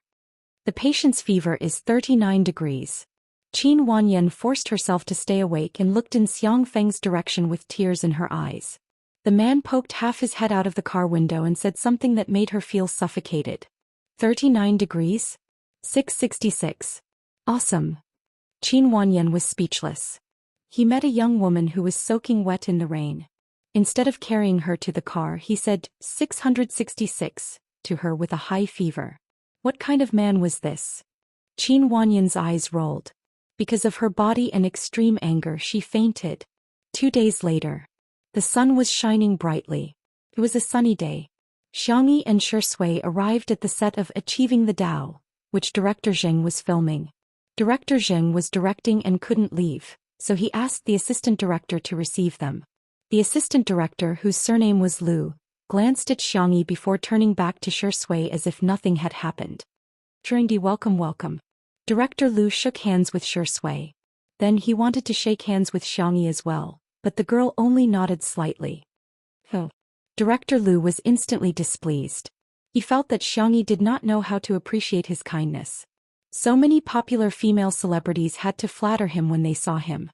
What right did Xiangyi have to be so arrogant? What an idiot. With his status, wouldn't it be easy for him to make things difficult for her on set? Shuringdi, your dressing room is in front. Teacher Xiang, your room is over here. Shui rubbed Xiangyi's hair. I'll come to you later. Xiangyi nodded obediently. She entered the makeup room. The makeup artist had yet to arrive. Director Lu walked around outside for a while. Seeing that there was no one around, he swaggered in. They first chatted about their daily lives, then he changed the topic. Miss Xiang, this must be your first time acting seriously, right? Don't worry, we'll take good care of Xiangyi. At most, we'll shoot a few more scenes. Director Lu sounded like he was taking care of her, but he was actually dissing her for being inexperienced in acting. In the past year, Xiangyi had indeed acted in idol dramas, but they were of the crudely produced kind. Her acting skills were so bad that she could only stare and pout while pretending to cry. There were even animated pictures of her dark history circulating on the internet. Xiangyi said, "Thank you, I'll pay more attention." Director Lu sneered. You? Chapter 558. Xiangyi looked at him quietly. Director Lu used his usual tactic to suppress actresses and said, "There are some things that can't be achieved with hard work. As humans, it's important to know your own limits. Ahem, I'm not talking about you, but don't take it personally." However, his tone was clearly saying, "Please take my words to heart. In this crew, you artists have it the easiest. Look at the cameraman, lighting technician, stage supervisor, and those extras. Which one of them doesn't have it tough?" Director Lu pretended to sigh and said, "Everyone has it tough. Everyone wants to work hard and do their job well. However, some people can reap 10 times the benefits while others may not even reap 1% of the benefits." So? Xiangyi asked. Her calmness surprised Director Lu. Most actresses would start to feel anxious when they heard this. In today's society, women were under a lot of pressure. In the entertainment industry, female artists were not only anxious about their looks, but also about their careers. They would always feel that they were not good enough. When they heard others denying themselves, they would doubt their lives even more. If you're not good at your job, why don't you try something else? Director Lu used this method to get many actresses to willingly climb into his bed. Seeing that Xiangyi was not enlightened, Director Lu cleared his throat and said, "Teacher Xiang, your popularity now is only brought about by variety shows. Without the popularity of your work, you're like duckweed. Without a foundation, you won't be able to stand firm." Why should duckweed stand firm? Xiangyi was puzzled. If you're a salted fish, you'll have to make a comeback. If you're a duckweed, you can just float as you please. Everyone has the right to choose their own life. Director Lu was speechless. So, you're willing to be a duckweed? Can't I be a human? Xiangyi said calmly. Director Lu was speechless. Why is this young lady so stubborn? Coincidentally, the makeup artist arrived. When she saw Xiangyi in person, the makeup artist was stunned. "Teacher Xiang, your skin condition is so good. You don't even need to put on any foundation makeup." The makeup artist praised as she busied herself. "I'll just give you a simple highlight." Director Lu shamelessly refused to leave. He inched closer and said, "Let me help.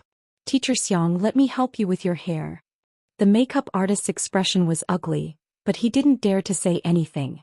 Director Zheng was an actor fanatic. He could film for an entire day just for a few scenes. Usually he did not care about the daily chores of the crew, so Director Lu became an existence that could cover the sky with one hand. Xiangyi was one step ahead of Director Lu. She picked up the small metal box that someone had left behind on the table and said calmly, "I have a specialty." Director Lu teased Xiangyi, "I also have a specialty." The next second, crack. The small iron box was easily deformed by her single hand. She raised her eyebrows and said indifferently, "It's nothing, just a little too strong." Director Lu felt a sharp pain in a part of his body. With Xiangyi's strength, it would probably explode with a casual squeeze. Director Lu gulped and frantically tried to find an excuse. Well, I suddenly remembered that I have a scene to direct later. I'll go to the set first. After he left, the makeup artist couldn't help but give Xiangyi a thumbs up. Teacher Xiang, you're awesome. You have no idea how many female staff members in the crew are annoyed by him. Finally, there's someone who can control him, ha. Chapter 559. At the same time, some fans who were camping at the set of Obtaining the Tao secretly took photos of Shui and Xiangyi coming to the set. After posting the photos online, it instantly caused a huge uproar. On one hand, it was because of Shui's influence that more people began to pay attention to the show. On the other hand, it was because of Xiangyi's professional skills that she was once again singled out and ridiculed by the masses. Joke aside, Xiangyi's acting. Please don't act. With such a beautiful face, can't she become a fashion model in a magazine? To be honest, Shui has lost his mind because of lust. Doesn't he know that he has to rely on his own life to become famous? I thought there was nothing more torturous than the vase fairies singing, but I didn't expect there to be such a thing. That is, acting skills. Every frame of her is like a ghost video.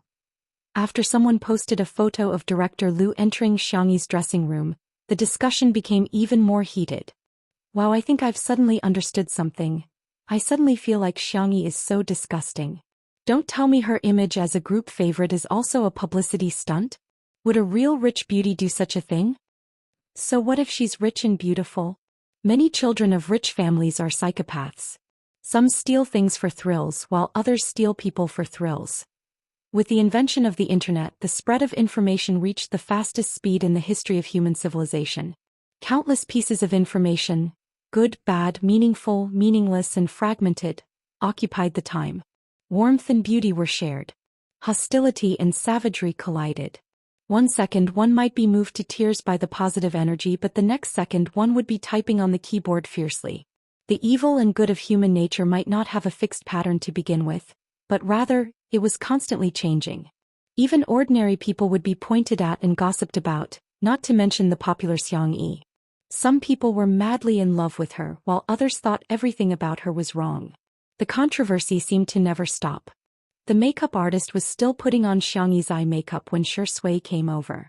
The man was dressed in a white robe with wide sleeves. His long eyebrows reached his temples. After putting on a wig, he looked like an elegant young master from ancient times who was seeking immortality. Xiangyi stared at Shui in the mirror without blinking. How could she be so beautiful? Shui greets the makeup artist. She glances at the girl's expression through the glasses and chuckles. Do you like it? Xiangyi nodded vigorously. The makeup artist didn't know whether to laugh or cry. Sister E, don't be so forceful. Your eyeshadow almost made you faint. I'm sorry. Xiangyi was a little embarrassed and quickly sat down. An actress' makeup was difficult to put on, and braiding her hair was even more time-consuming. Shui stayed with Xiangyi for a while, and seeing that she was sleepy, he went out to buy her coffee. Shui ordered a vanilla latte for the bunny. When she returned, she heard Director Lu talking on the phone with someone at the end of the corridor. Xiangyi, that girl is so aloof. I don't know who she's putting on an act for. I don't believe that she's rich and beautiful. Would a real rich family let their daughter enter the entertainment industry? What's the difference between that and selling? Telling Xiangyi that he was going to the scene was just an excuse. In fact, he had been loitering nearby. If he didn't take advantage of Xiangyi, his heart would itch. But she's really stunning. Her waist is thin and her butt is perky. From the back she's definitely, whoosh, his phone was suddenly snatched away. Who is it? Are you crazy? Director Lu was halfway through his scolding when he saw Shui. His expression suddenly stiffened and he stuttered, Shui. Chapter 560. He never expected that someone would overhear him complaining to his friend over the phone. Of all people, it was Shui. He had interacted with Shui before, and his deepest impression of her was that she was a natural at acting. She would almost always complete her scenes in one take, and even if she yelled cut, it was mostly because of the other actors. Apart from that, Shui was gentle and polite to people and was almost non-aggressive. The young best actor lowered his eyes and hung up the phone casually. Director Lu felt uneasy, but he pretended to be calm. I was just joking with my friend over the phone. You know what men are like. I was just joking. Please don't take it to heart. Shui said in a lazy voice. What should I do? I do take it to heart. Director Lu laughed dryly. Ah, I know you two are close friends. Let me apologize to you. It's my fault, my fault. You found the wrong person to apologize to. Director Lu was displeased to hear that. He apologized to Shui because he wanted to give Shui some face. Xianxia was just a young girl. Not only did she not suck up to him, she even wanted him to apologize to her. Director Lu subconsciously said what was on his mind. Is that necessary? As soon as he said that, Shui grabbed his collar. His collar was suddenly grabbed, and Director Lu felt an irresistible force that threw him against the wall. Not necessary. The window was half open and the summer breeze blew in, but Director Lu felt a chill in his heart. Yes, it's necessary. Director Lu's legs turned to jelly and his voice was trembling. Shui, take it easy. We're on the 3rd floor. The pair of eyes behind the gold-rimmed glasses were deep and indifferent, without a trace of emotion. The man finally tore off his mask of gentleness, revealing the powerful aura that he usually hid well. Go apologize. The man's voice was cold. Immediately. Xianxi's hair was halfway braided when Director Lu suddenly barged in recklessly. He bowed and apologized profusely, his humble attitude completely different from before. Teacher Xiang, I won't disturb you any longer. Director Lu came and left in a hurry. Xianxia? It was quite sudden. The makeup artist was also stunned. How did this person suddenly change? Is it raining red? Xianxia shook her head, indicating that she didn't know either. A while after Director Lu left, Shui came back with a cup of coffee. Is the coffee shop far away? Xianxia felt that he had been gone for a long time. I accidentally spilled it, so I went to buy another cup. Hearing this, Xianxia immediately asked nervously, Are you okay? Are you scalded? Shui hid her left hand behind her back. Nothing. Xianxia was so anxious that her baby voice came out. Let me see. Shui then reluctantly showed it to her. Faint blue veins could be vaguely seen on his cold white skin. There was a red burn mark on his skin. Although it wasn't very serious, it was exceptionally obvious. The makeup artist thought that Xianxia would say something along the lines of, Why are you so careless? Unexpectedly, the girl sighed. You're really too delicate. The makeup artist. You're not allowed to do this kind of work in the future. Let me do it. Xianxia said seriously. Shui couldn't help but laugh. Thank you, sister. The makeup artist was stunned on the spot. So, Shui is such a gigolo. At the filming location, Shui first filmed a few dialogue scenes, most of which were bickering with the male lead. He had a solid foundation in his lines and passed all the scenes in one take. Immediately after, it was his turn to film scenes with Xianxia.